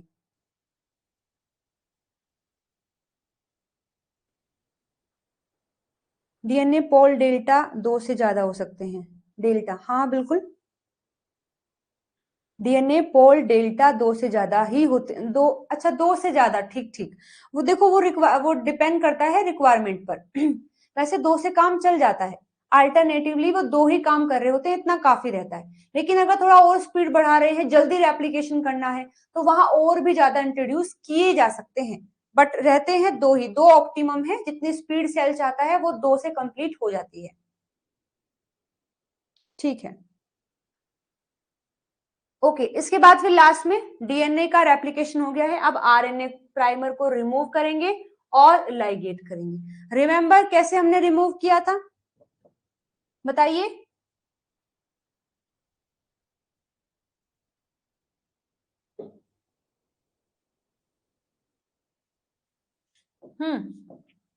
बताया था ना मैंने, आरएनए प्राइमर को कैसे रिमूव करते हैं, RNase H plus flap endonuclease, remember, जिसमें अपना डीएनए पोल डेल्टा आकर के जो प्राइमर बना था ना उसको डिस्प्लेस कर देता है, 5 प्राइम हैंग कर देता है। फिर उस 5 प्राइम हैंग में से आरएनए वाले पार्ट को रिमूव करता है आरएनएज H, और डीएनए वाले पार्ट को रिमूव करता है अपना फ्लैप एंडोन्यूक्लियस। तो कुछ इस तरीके से था, ये प्राइमर है, प्राइमर में ये आरएनए वाला पार्ट है, ये फिर डीएनए वाला पार्ट है, फिर ये हमारा नया स्टार्ट हुआ है, ये 5 प्राइम है, ये 3 प्राइम है। सबसे पहले कौन, डीएनए पोल डेल्टा आके इसको डिस्प्लेस कर देता है, डिस्प्लेस करने का मतलब है इसको ऐसे हैंग कर देगा, इसी को बोलते हैं 5 प्राइम हैंगिंग। वो हैंग हो गया है, फिर हम यहाँ इंट्रोड्यूस करते हैं RNase H को, जो आकर के इसे रिमूव करेगा, इसे रिमूव करेगा, इसको, और जो लास्ट वाला है ना उसको रिमूव नहीं कर पाता। फिर आता है ये अपना ऐसा पार्ट बन गया है, ये RNA का रह गया है, ये पूरा DNA का, और ये जो अपना DNA सिंथेसाइज हुआ था। फिर आता है फ्लैप एंडोन्यूक्लियस 1, वो आकर यहाँ कट करता है, यहाँ पर वो आके यहाँ कट करेगा। यहाँ पर जैसे ही कट होगा तो पूरा प्राइमर जो है रिमूव हो गया है, अपना केवल ये DNA रह जाता है, ये वाला DNA प्रेजेंट होगा। डन? हाँ बिल्कुल। तो ऐसे पूरे प्राइमर को रिमूव कर दिया जाता है। तो अब इस तरीके से ये 5 प्राइम एंड था, ये 5 प्राइम एंड था, ये भी 5 प्राइम पूरा रिमूव कर दिया है। तो यहाँ पर जो 3 प्राइम एंड रहता है इसी को आगे एक्सटेंड कर दिया जाता है, और फाइनल जो है इसको लाइगेट करता है अपना लाइगेज।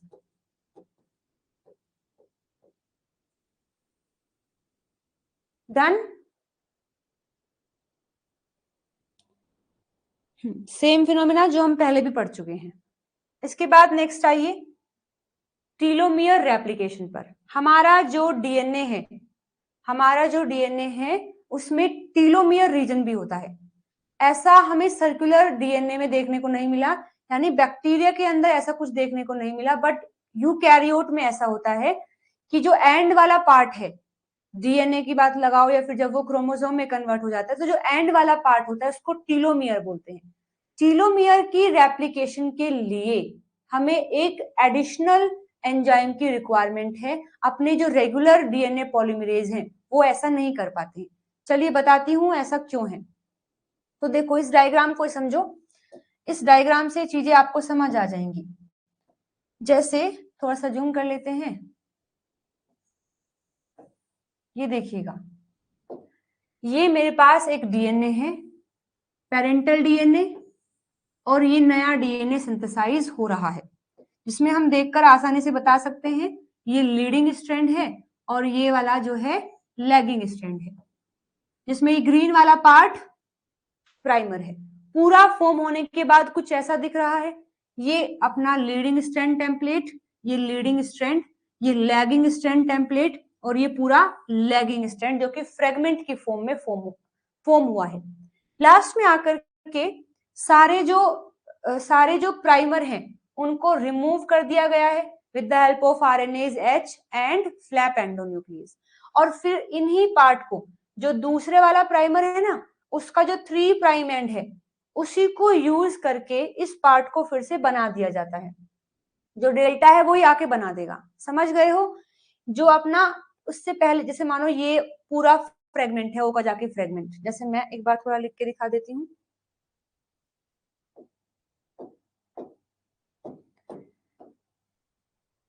तो ये अपना डीएनए स्ट्रैंड है, यहाँ पर ये प्राइमर बना है तो ये 5 प्राइम होगा, और ये अपना नया डीएनए बना है तो ये 3 प्राइम होगा। फिर थोड़ा और आगे बढ़ाएंगे, फिर अगेन प्राइमर बना है जो कि 5 प्राइम है, और यहाँ ये 3 प्राइम एंड होगा। ठीक है, तो RNase H1 और फ्लैप एंडोन्यूक्लियस आकर के इस पार्ट को यहां से हटा देते हैं, इस पार्ट को यहां से हटा दिया है। ठीक है, इस पार्ट को भी हटा दिया है। एक और बना लेते हैं ताकि चीजें समझ आ जाएं। एक और प्राइमर यहां बना था, नया स्ट्रैंड यहां बना था, ये इसका 3 प्राइम एंड था। तो RNase H फ्लैप एंडोन्यूक्लियस ने ये भी हटा दिया है, हट गया है। अब देखिए, अब नया स्ट्रैंड बनेगा, इसी 3 प्राइम को यूज करते हुए, इसी 3 प्राइम को यूज करते हुए इस पूरे पार्ट को बना दिया जाता है, और लास्ट में आकर ये पार्ट सील कर देता है लाइगेज। सेम ऐसे ही इस 3 प्राइम को यूज किया, मतलब जो उससे पहले ओकाजाकी फ्रेगमेंट है उसका 3rd प्राइम यूज करते हुए इस पूरे पार्ट को, गैप को फिल कर देते हैं। ये लास्ट वाला पार्ट लाइगेज आकर के फिल कर देता है। तो यहां तक तो चीजें हो गई, लेकिन जो सबसे लास्ट वाला है, मान लो ये सबसे लास्ट वाला प्राइमर हमने रिमूव किया था, उसके बाद कोई और प्राइमर, मतलब कोई और ओकाजाकी फ्रेगमेंट नहीं है, तो कोई 3 प्राइम एंड भी नहीं है, तो ये वाला पार्ट का रेप्लिकेशन नहीं हुआ है। तो जो भी एंड वाला पार्ट होता है, जब आप उसका प्राइमर रिमूव करते हैं तो उस प्राइमर को फिल करने के लिए कोई 3 प्राइम एंड नहीं है हमारे पास। जैसे इस गैप को फिल करने के लिए उसके पीछे जो ओकाजाकी फ्रेगमेंट का 3 प्राइम एंड था, हमने उसको एक्सटेंड कर दिया, यहाँ इसको एक्सटेंड कर दिया। लेकिन जो सबसे लास्ट वाला है, सबसे लास्ट वाला, उसको एक्सटेंड करने के लिए हमारे पास कोई 3 प्राइम एंड नहीं है। मानो अगर आप कहें कि फिर से एक प्राइमर बना दे और फिर नया स्टैंड बना दे, तो फिर उसको रिमूव करेंगे, फिर ये पार्ट रह जाएगा। तो ये जो एंड वाला पार्ट है ये रह जाता है। इसी को बोलते हैं एंड रेप्लिकेशन प्रॉब्लम। इसी को बोलते हैं एंड रेप्लिकेशन प्रॉब्लम। तो उसको सोल्व करने के लिए हम लेके आएंगे टीलोमेरेज को। तो जो अपने डीएनए का एंड पार्ट होता है ना, उसको टीलोमियर बोलते हैं। और टीलोमियर की रेप्लिकेशन नॉर्मली तो हो तो गई है, बट जब हमने प्राइमर रिमूव किया वो पार्ट हम फिल नहीं कर पा रहे हैं, वो पार्ट हम फिल नहीं कर पा रहे हैं, तो एक नया एंजाइम लेके आना पड़ेगा जो केवल एंड के लिए होता है। मुझे बताइए क्या यहां तक बातें समझ आ गई? प्रॉब्लम क्या है एंड में, समझ आ गई? हाँ बिल्कुल, and replication problem in linear chromosome. Linear chromosome में सभी में होगा, क्योंकि सर्कुलर वाला तो आकर के सर्कुलेट हो गया है, बंद हो गया है, बट जो लीनियर है उसका एक एंड तो होगा, तो उस एंड को रेप्लिकेट करने में मुश्किल हो जाती है। जो लास्ट प्राइमर हम रिमूव करते हैं एंड पर से, वो गैप फिलिंग नहीं हो पा रही है। डन है? चलो समझ गए हो, प्रॉब्लम समझ आ गई है, तो अब समाधान देखते हैं।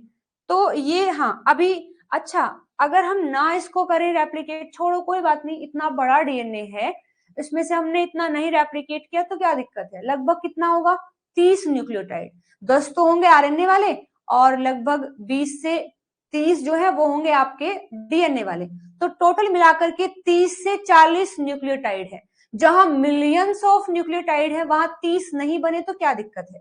देखो दिक्कत है, क्योंकि सेल बार बार जो है अपने आप को रेप्लिकेट कर रहा है। हर एक रेप्लिकेशन में अगर ये 30 से 40 न्यूक्लियोटाइड नहीं बनेंगे तो धीरे धीरे सारा टीलोमियर खत्म हो जाएगा। और आगे मैं आपको बताऊंगी टीलोमियर होना बेहद जरूरी है। डीएनए को, पूरे क्रोमोसोम को प्रोटेक्ट करता है, ब्रेक होने से बचाता है, जो म्यूटेशन है उसे होने से बचाता है अपना टीलोमियर। लेकिन अगर हर एक रेप्लिकेशन के बाद टीलोमियर की लेंथ कम होती चली जाएगी तो टीलोमियर एक टाइम के बाद खत्म हो जाएगा। टीलोमियर खत्म हो जाएगा तो फिर क्रोमोसोम को प्रोटेक्ट कौन करेगा? तो इसलिए ये जरूरी है, इसको हम इतना सा पार्ट जो है इसको नजरअंदाज नहीं कर सकते, इसका रेप्लिकेशन भी जरूरी है। जैसे देखो अगर नजरअंदाज कर देते हैं, इग्नोर कर देते हैं तो क्या इफेक्ट आएगा? तो हम ये पढ़ रहे थे, यहां पर हमने क्या किया, इन प्राइमर को रिमूव किया, इसको रिमूव, एक मिनट रुकिए ना,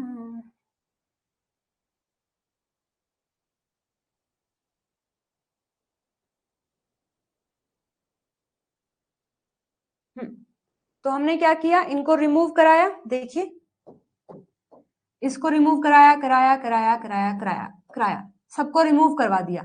अब ये इसको एक्सटेंड करते हुए ये फिलअप कर दिया, इसको एक्सटेंड करते हुए ये फिलअप हो गया, इसको भी, इसको भी, इसको भी। लेकिन जब इसको फिल करने की बारी आई तो हमारे पास कोई 3 प्राइम एंड है ही नहीं जिसको हम एक्सटेंड करके इसको फिल कर दे। तो आप देखेंगे कि जो ये वाला पार्ट है तो एज इट इज बिल्कुल सेम रहेगा, लेकिन इसमें से ये तो पूरा बड़ा रहेगा, लेकिन देखो ये पार्ट शॉर्ट हो गया है, ये पार्ट थोड़ा आधा, जितना प्राइमर है इतना कम हो गया है।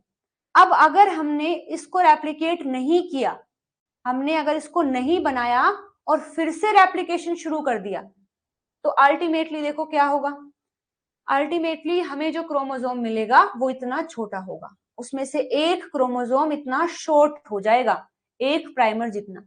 ऐसे ही फिर हम इसको फिर से रेप्लिकेशन के लिए भेजेंगे तो ये आगे फिर छोटा होगा, फिर छोटा होगा, धीरे धीरे पूरा टेलोमियर खत्म हो जाता है। इसलिए जरूरी है, अगर एक सेल को आप बचाना चाहते हैं तो उसके टीलोमियर को बचा के रखो, वो सेल कभी बूढ़ा नहीं होगा।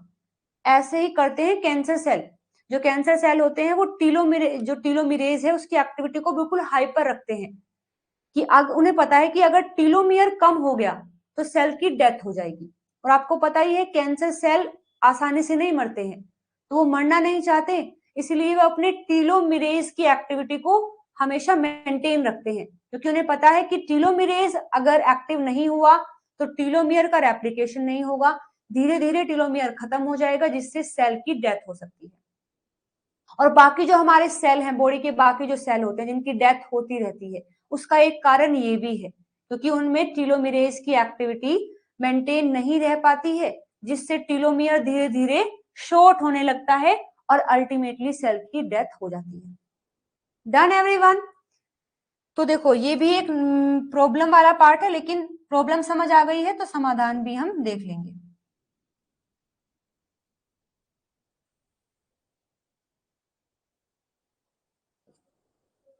ठीक है, अब देखिएगा।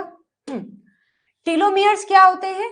टीलोमियर्स आर रिपीटेटिव डीएनए सीक्वेंस जैसे TTA GGG in human found at the end of the linear chromosome. They protect chromosomes and from being mistaken as broken DNA।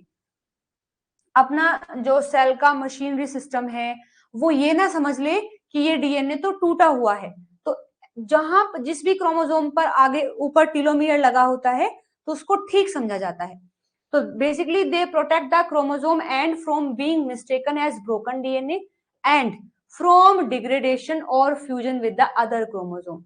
अगर देखो एंड पर टीलोमियर नहीं होंगे ना तो हमारा क्रोमोसोम दूसरे क्रोमोसोम के साथ में फ्यूज कर लेगा या कोई भी आकर के उसको डिग्रेड कर देगा, इसीलिए टीलोमियर का होना जरूरी होता है।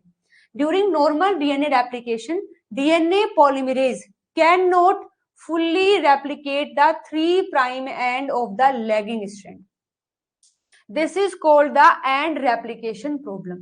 तो अपने जो रेगुलर डीएनए पॉलीमरेज जैसे एप्सिलॉन है या फिर डेल्टा की बात करें, क्योंकि तो ज्यादातर प्राइमर जो है डेल्टा वाले के पार्ट में ही होते हैं, तो अपना जो डीएनए पॉलीमरेज है वो फुल्ली रेप्लिकेट नहीं कर पाता है 3' वाले एंड को, जिसको बोलते हैं and replication problem.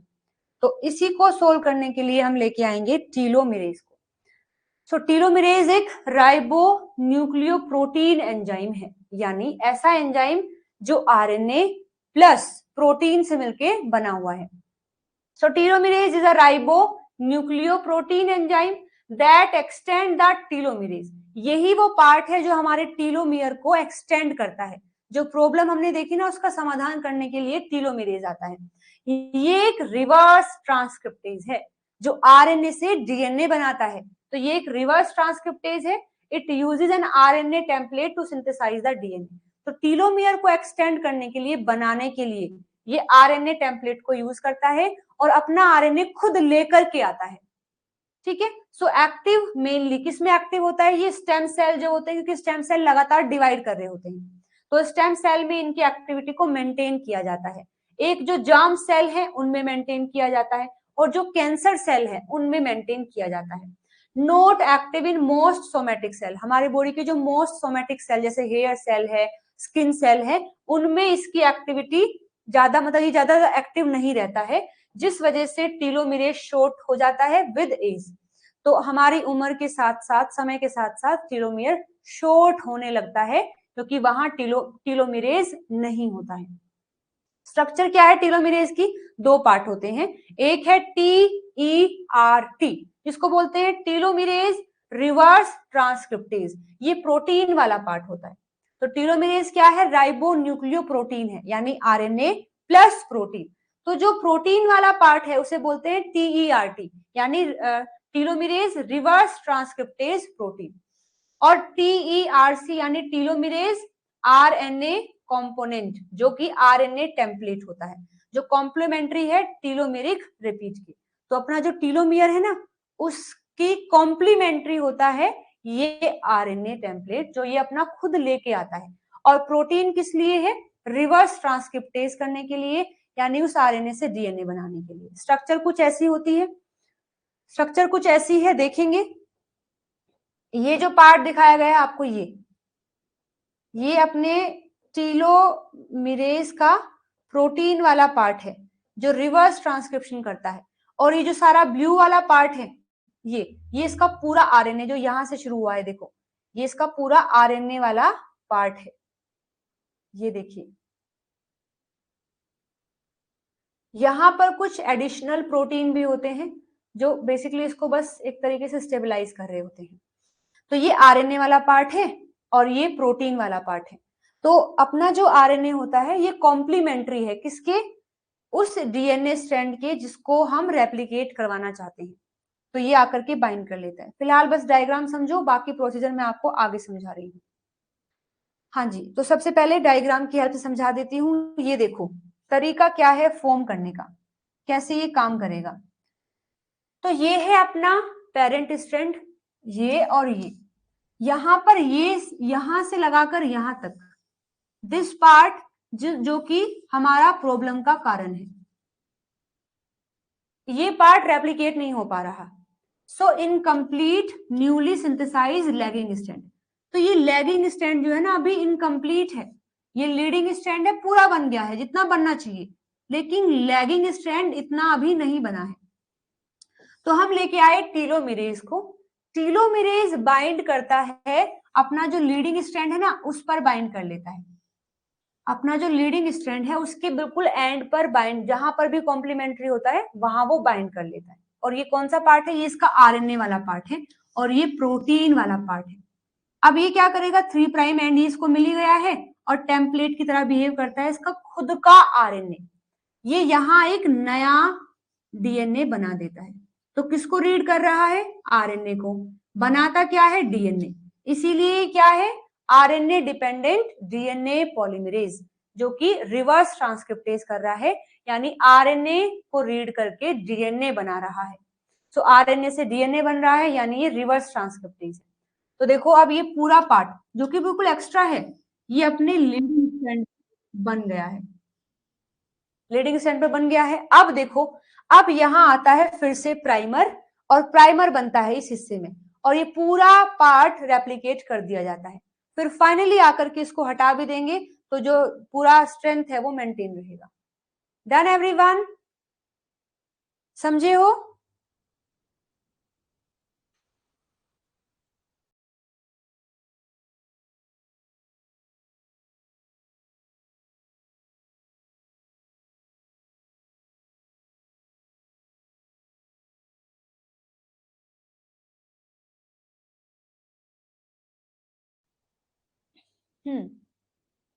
Telomeres only human में ही मिलता है या कहीं अदर ऑर्गेनिज्म में, इसके बारे में मुझे देखना पड़ेगा।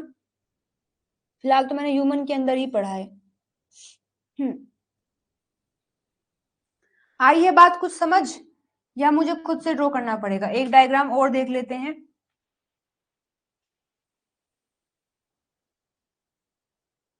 चलो मैं ड्रॉ कर देती हूँ। ये देखिए, ये है अपना लीडिंग स्ट्रैंड, ये है अपना लैगिंग स्ट्रैंड।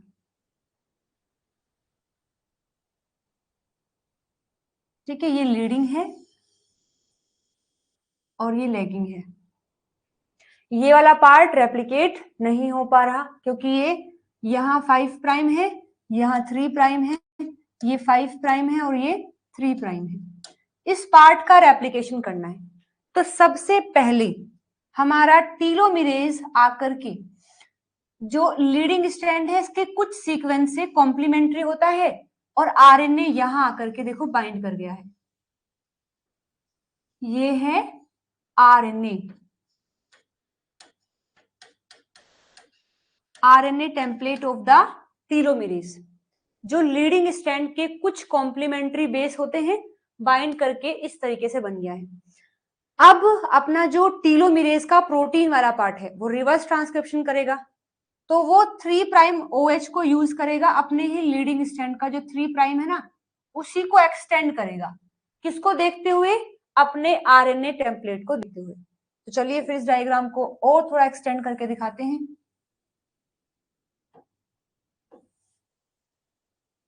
ठीक है, तो यहां पर अब नया डीएनए बनना शुरू होगा, लीडिंग स्ट्रैंड को थोड़ा और एक्सटेंड करते हुए जा रहे हैं जा रहे हैं, और ये देखो इतना बना दिया है, बन गया है, मतलब यहां तक था ओरिजिनल, अब इतना और बना दिया है। बनने के बाद इसको यहां से हटा देंगे, अब इसको यहां से हटाएंगे, हटाने के बाद लेके आते हैं प्राइमेज को, प्राइमेज को लेके आते हैं, प्राइमेज आएगा और यहाँ एक नया प्राइमर बनाएगा। ये अपना बन गया है प्राइमर। प्राइमर बना है, अब नया डीएनए सिंथेसाइज्ड होगा। फिर यहां से देखो डीएनए बनता जा रहा है, इसको रीड करते रहेंगे और बनता रहेगा बनता रहेगा बनता रहेगा। ये देखो पूरा बन गया है, ये वाला पार्ट बन गया है। अब आप जब प्राइमर को हटाएंगे, प्राइमर को जब आप हटाते हैं यहां से, फिर प्राइमेज को लेके आए थे, अब हम क्या कर रहे हैं, प्राइमर को रिमूव कर रहे हैं। प्राइमर को हम रिमूव करेंगे। जब प्राइमर रिमूव होगा,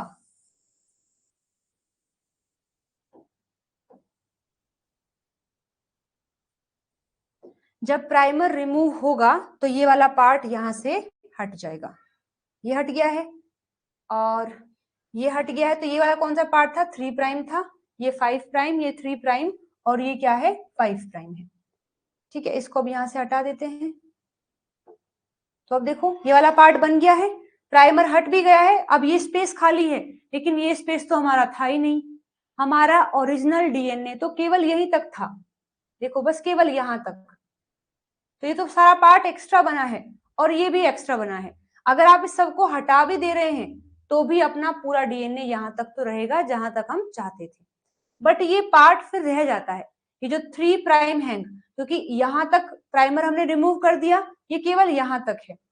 बाकी ये वाला पार्ट जो है हैंग कर जाता है, क्योंकि इसके कॉम्प्लीमेंट्री में कोई नहीं है, तो ये हैंग कर जाता है। इसका आगे बहुत बड़ा रोल है। जब ये हैंग करेगा ना, 3 प्राइम हैंग जो बना है, 3 प्राइम जो ओवर हैंग हुआ है, ये ओवर हैंग आगे जाकर के टी लूप बनाने में मदद करता है।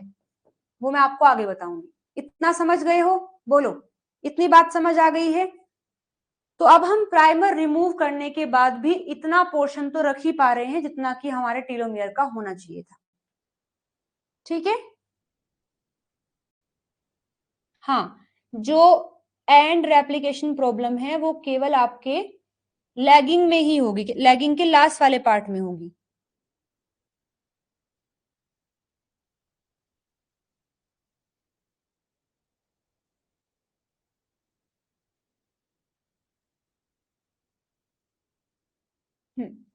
चलिए आगे देखिए नेक्स्ट। हाँ, इन डायग्राम को समझ चुके थे हम, ये एक बार फिर देख लो, बिल्कुल आसान सा है।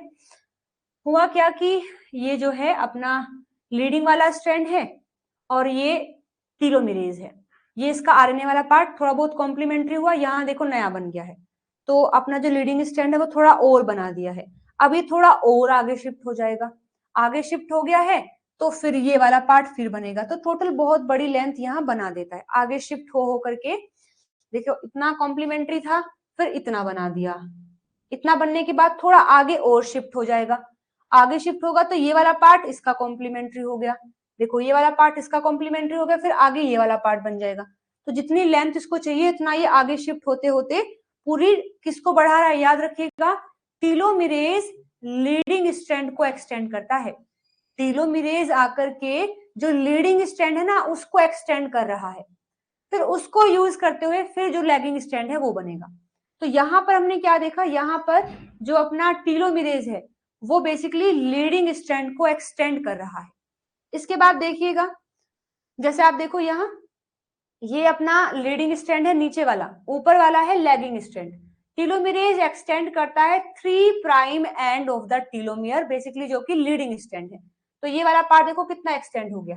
Additional 3 prime end DNA can act as a template for new Okazaki fragment. अब ये जो नया स्ट्रैंड बना है ना, अब इससे हम ओकाजाकी फ्रेगमेंट बना सकते हैं।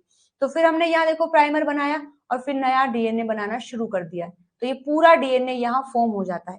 इसके बाद भी देखो पूरा फॉर्म हो गया है, हमें केवल इतना चाहिए था, इतना, तो इतना तो बन गया है, ये हमें एक्स्ट्रा में ही मिला है। एक्स्ट्रा में मिला है एज वेल एज हमें यहाँ एक ओवरहैंग भी मिल गया है। ये वाला जो पार्ट है ना अपना, ये वाला ये ओवरहैंग कर गया है। अब इस ओवरहैंग को, इसको बोलते हैं 3 प्राइम ओवरहैंग, जो हमने अपने डायग्राम में भी देखा था। ये वाला पार्ट जब प्राइमर रिमूव करते हैं ना तो ये वाला पार्ट फ्री रह जाता है, इसी को 3 प्राइम ओवरहैंग बोलते हैं। तो ये ओवरहैंग आगे जाकर के टी लूप बनाने में मदद करता है, जो आगे और फंक्शनिंग करेगा। ठीक है, अब इतना काम हो गया है, इतना काम हो गया है। अब हमारे पास 3 प्राइम ओवरहैंग है। तो कुछ सोचो एक बार, यहां मैं आपको डायग्राम दिखाती हूँ फिर बताऊंगी। इस डायग्राम में देखा जाए तो, कहां देखें, यहां पर देखो, यहां अभी तक टेलोमेरेज ने काम नहीं किया, नहीं किया ना, लेकिन अभी भी 3 प्राइम ओवरहैंग है हमारे पास, अभी भी 3 प्राइम ओवरहैंग है हमारे पास। ये रहा, ये अभी भी तो हैंग करेगा क्योंकि किसी से बेस पेयर नहीं हुआ है तो हैंग कर जाएगा। और टेलोमेरेज के काम करने के बाद भी 3 प्राइम ओवरहैंग है। तो अब कौन ये पता लगाए, कौन इस चीज को डिक्लेयर करे, या किसी किसी की प्रेजेंस से हमें पता लगे कि ये जो 3 प्राइम ओवरहैंग है ये टेलोमेरेज की एक्टिविटी के बाद वाला ओवरहैंग है। समझ रहे हो? देखो ये भी 3 प्राइम ओवरहैंग है जब तक टेलोमेरेज नहीं आया है। टेलोमेरेज आ गया है उसके बाद भी हमें 3 प्राइम ओवरहैंग तो मिल रहा है, लेकिन अब ऐसा नहीं है कि हम फिर से टेलोमेरेज को लेकर के आएंगे। तो अब कुछ ऐसे प्रोटीन हम यहाँ ऐड करवा देंगे। टेलोमेरेज की एक्टिविटी के बाद हम कुछ ऐसे प्रोटीन ऐड करवाएंगे जो फिर से टेलोमेरेज की बाइंडिंग को रोक देगा, क्योंकि अभी हम नहीं चाहते कि टेलोमेरेज बाइंड करे, क्योंकि वो बाइंड कर चुका है, तभी जाकर के ये 3 प्राइम ओवरहैंग बना है। ठीक है जी, समझ गए हो? तो कुछ प्रोटीन लेकर के आएंगे जिनको बोलते हैं टेलोमियर बाइंडिंग प्रोटीन, जिनकी बाइंडिंग से फिर से टेलोमेरेज की बाइंडिंग को रोक दिया जाता है। और कब तक रुके रहेंगे? जब तक फिर से हम टेलोमेरेज को लेकर के नहीं आना चाहते। तो ये जो डायग्राम है ये दिया है आपको ईस्ट का और ये दिया है ह्यूमन का। बस ये सारे प्रोटीन जो दिखाए गए हैं ये सारे प्रोटीन टेलोमियर बाइंडिंग प्रोटीन है। चलिए देख लेते हैं इनके बारे में। सो RAP1 directly bind to the double stranded telomere repeat DNA, whereas RIF1 RIF2 associate with the telomere indirectly by binding to RAP1। तो ये जो प्रोटीन यहाँ है ये इनको बोलते हैं RAP1 प्रोटीन। इन RAP1 प्रोटीन ये डायरेक्टली बाइंड है हमारे डबल स्ट्रैंडेड डीएनए से। टेलोमियर का वो पार्ट जो डबल स्ट्रैंडेड है उससे बाइंड है अपने RAP1, और फिर RAP1 से बाइंड है RIF1 RIF2। सो हम बोल सकते हैं ईस्ट के अंदर RAP1 डायरेक्टली बाइंड होता है टेलोमियर से और RIF1 RIF2 इनडायरेक्टली बाइंड होते हैं। पहले वो बाइंड करते हैं RAP1 से और फिर बेसिकली इनडायरेक्टली बाइंडिंग है। और जो ये 3 प्राइम ओवरहैंग है इससे बाइंड करता है अपना CDC13। अभी देखिए ह्यूमन के अंदर क्या है, ह्यूमन के अंदर होते हैं TRF1 TRF2। सो TRF1 TRF2 ये डायरेक्टली बाइंड होते हैं again double stranded telomere repeat से। The human homolog of RF1 as well as TIN2 TPP1 and PORT1 all associated either TRF1 and TRF2। तो सबसे पहले जो डायरेक्टली बाइंड करते हैं वो होते हैं TRF1 एंड TRF2। फिर इनसे डायरेक्टली बाइंड करते हैं TIN1 TIN, ये सारे क्या है टेलोमेरेज बाइंडिंग प्रोटीन है। तो ये RAP1 आके बाइंड किया है ये TRF1 TRF2। तो फाइनली इनका काम है कि ये टेलोमेरेज को यहाँ फिर से लोड नहीं होने देंगे। Okay everyone. तो अब देखो ये जो 3 प्राइम ओवरहैंग बचा था ये फोल्ड होकर के एक टी लूप बना देता है। जैसे अपना जो टेलोमियर है ना कुछ ऐसा होता है यहां से और एंड पर से ऐसे लूप बना होता है। यही कारण है, यही तो कारण है कि अपना क्रोमोसोम किसी दूसरे क्रोमोसोम के साथ फ्यूज नहीं कर पाता है। हम चाहते भी नहीं है फ्यूज करे, इंडिविजुअल क्रोमोसोम रहे। तो कारण ये है कि टेलोमियर अपने आप को बिल्कुल लॉक कर लेता है, इसकी कोई भी साइट फ्री नहीं रहती कि वो किसी से फ्यूज करे। वो लॉक किस वजह से हुआ है? इसी टी लूप की वजह से। तो ये जो 3 प्राइम ओवरहैंग हो गया था ना ये फोल्ड करता है, ये इस तरीके से देखो फोल्ड हो गया है ऐसे। फोल्ड होने के बाद ये 3 प्राइम जो है ऐसे मूव करके जो अपना ये वाला पार्ट है इसके साथ में एसोसिएट हो जाता है। तो इसी को बोलते हैं टी लूप। तो ऐसे अपना टेलोमेरेज आकर के इस तरीके से हो गया है। अब ये किसी से बाइंड नहीं करेगा, ऐसे बाइंड हो गया है तो इसी को बोलते हैं टी लूप। डन।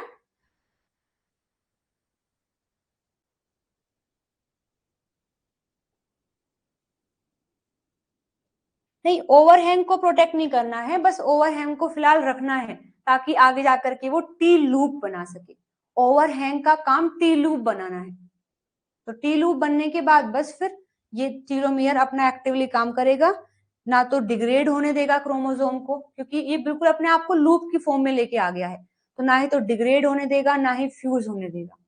पूरा डीएनए प्रोटेक्ट करेगा, पूरा क्रोमोसोम को प्रोटेक्ट करेगा।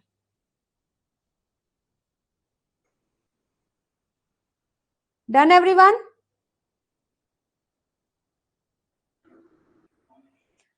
ठीक है जी। हाँ, तो बस ये वाला पार्ट वो समझ लो, आपका लास्ट पार्ट है। जीवन में लाइसेंसिंग होती है ओआरसी, सीडीसी6, सीडीटी1, एमसीएम फॉर्म करते हैं pre RC complex. S phase में एक्टिवेशन होता है सीडीकेज का, जो एक्टिवेट करते हैं हेलिकेज को, रेप्लिकेशन को शुरू कर देते हैं। G2 और एम फेज में नो न्यू लाइसेंसिंग, क्योंकि वहां हाई एक्टिविटीज होती है सीडीकेज की, जो फिर से लोडिंग नहीं होने देंगे। ओके एवरीवन, यूकैरियोट का रेप्लिकेशन हुआ आपका कंप्लीट। तो जितनी भी इंफॉर्मेशन हो सकती थी वो सब मैं लेकर के आ गई हूँ। थोड़ी बहुत अगर रह गई है तो वो क्वेश्चन के साथ में ही मैं आपको बता दूंगी। तो अपने नोट्स में थोड़ी जगह रखिएगा, कल हम क्वेश्चन प्रैक्टिस करेंगे, तो कुछ भी नई इंफॉर्मेशन मिलेगी वो आप तुरंत अपने नोट्स में ऐड करेंगे। वैसे तो कल संडे है, बट मैं सोच रही हूँ कल एक क्लास रख लेते हैं शाम वाली, जिसमें हम डीएनए एप्लीकेशन के जितने भी क्वेश्चन आए हैं वो सब प्रैक्टिस कर लेंगे। क्या कहते हो बताओ, कर लिया जाए ऐसा? हाँ बिल्कुल, टीलोमिरेज जो है कैंसर सेल को बेनिफिट देता है। इसी टीलोमिरेज की वजह से कैंसर सेल इमोर्टल हो गए हैं, मर नहीं रहे हैं, क्योंकि टीलोमियर शॉर्ट नहीं होता है। कर ले फिर। तो आपके पास आज की पूरी रात है, कल का पूरा दिन है। शाम को 5:30 बजे हम डीएनए एप्लीकेशन के जितने भी क्वेश्चन आपके अब तक आए हैं पीवाईक्यूज में, वो सब सोल्व करेंगे। तो कल जो है अपना रेप्लिकेशन कंप्लीट हो जाएगा। फिर मंडे से चालू करेंगे रिपेयर सिस्टम।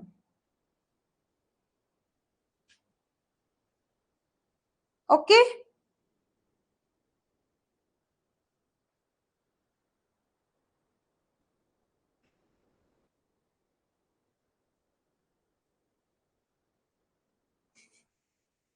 मैम मैं नोट्स नहीं बना रही हूँ, मुझे क्या दिक्कत हो सकती है आगे? दिक्कत तो देखो कुछ नहीं, बस तुम्हें सारी पीडीएफ रिवाइज करनी पड़ेंगी। सपोज तुम्हें अगर रेप्लिकेशन रिवाइज करना है तो देखो, अब तक अपनी 5 क्लास हो गई है रेप्लिकेशन की, और मेरे हिसाब से हर एक पीडीएफ में लगभग अगर ऑन एन एवरेज लगाएं तो 25 से 30 स्लाइड है ना? तो 25 है और 5 से मल्टीप्लाई करेंगे तो कितना आएगा? 125। तो 125 स्लाइड आपको रिवाइज करनी पड़ेंगी, गो थ्रू करनी पड़ेंगी सारी, यदि आप रेप्लिकेशन रिवाइज करना चाहते हैं। तो अब सपोज करो एक ऐसा स्टूडेंट जिसने 2 पेज पर या फिर हद से हद 3 पेज पर पूरा रेप्लिकेशन कंप्लीट कर दिया है।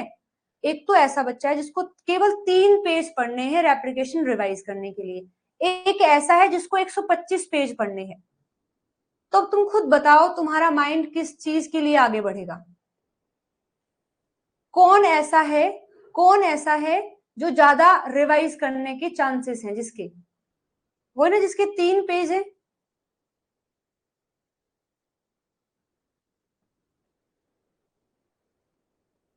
हाँ तुम किसी भी स्पीड से देख लो, चलो क्लास के हिसाब से लगाते हैं। तो हर एक क्लास अपनी अगर माने 1.5 घंटे की, हालांकि 2 की हुई है, लेकिन चलो ऑन एन एवरेज 1.5 घंटे। कितनी क्लास हुई है? 5 क्लास हुई है। तो 5 क्लास में 5 घंटे तो वो हो गए, 5, 6, 7, 7.5 घंटे हो गए हैं।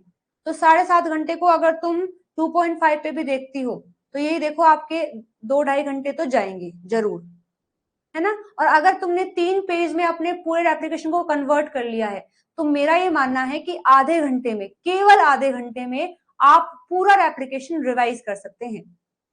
तो खुद देखो किसके ज्यादा चांस है रिवाइज करने के।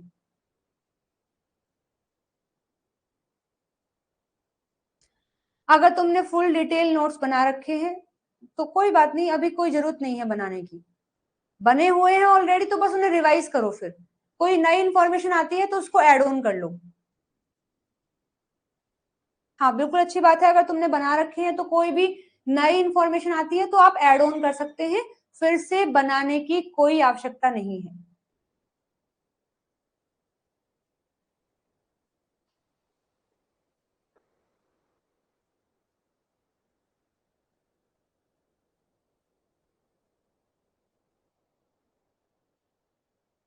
अच्छा, तुम कह रही हो कि एक पीडीएफ में, मतलब एक क्लास की पीडीएफ में 1 या 1.5 पेज A4 शीट के चले जाते हैं। हाँ ठीक है। हाँ हाँ बिल्कुल। तो वही है ना कि अगर मानो, क्योंकि ना रेप्लिकेशन में थोड़े डायग्राम ज्यादा हैं, तो इसमें थोड़े पेज आपके ज्यादा जाते होंगे। हाँ स्टिकी नोट से भी ऐड कर सकते हो, अच्छा है। लेकिन फिर भी चाहे कितने भी ज्यादा हो, जो स्लाइड होंगी ना उससे तो कम ही मिलेंगे तुम्हें। तो अब देखो तुम्हारी खुद की मर्जी है, बाकी मैं तुम्हें टोकती रहूंगी बार बार शॉर्ट नोट्स बनाने के लिए। फायदे नुकसान मैं बता चुकी हूँ, अब आगे आपकी मर्जी है। मर्जी नहीं है, बनाने हैं।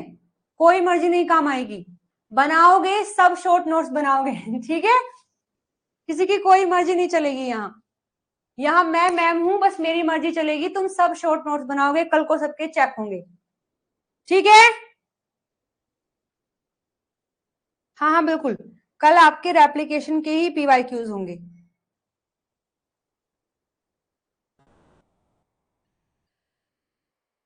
नहीं, सबके टोटल जितना भी रेप्लिकेशन हुआ है सबके पीवाईक्यूज कल हो जाएंगे।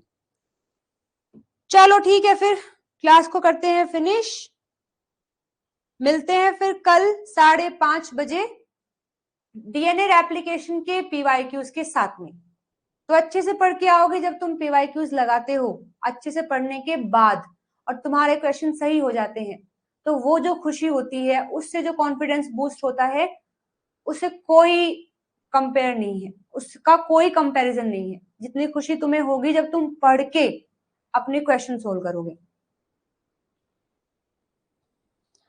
जी मैं तो खाना खाती हूँ, बहुत स्ट्रांग हूँ मैं, तुम्हें पता है कितना बोलती हूँ क्लास में। मैं बहुत स्ट्रांग हूँ, तुम स्ट्रांग बनो ताकि शॉर्ट नोट्स बना सको, ताकि बहाने ना मारो कि शॉर्ट नोट्स बनाओ या नहीं बनाओ। खाना खाओगी, एनर्जी आएगी, तो फिर बहाने नहीं बनाओगी। ठीक है, तो मैं तो खा लेती हूँ, तुम खाया करो।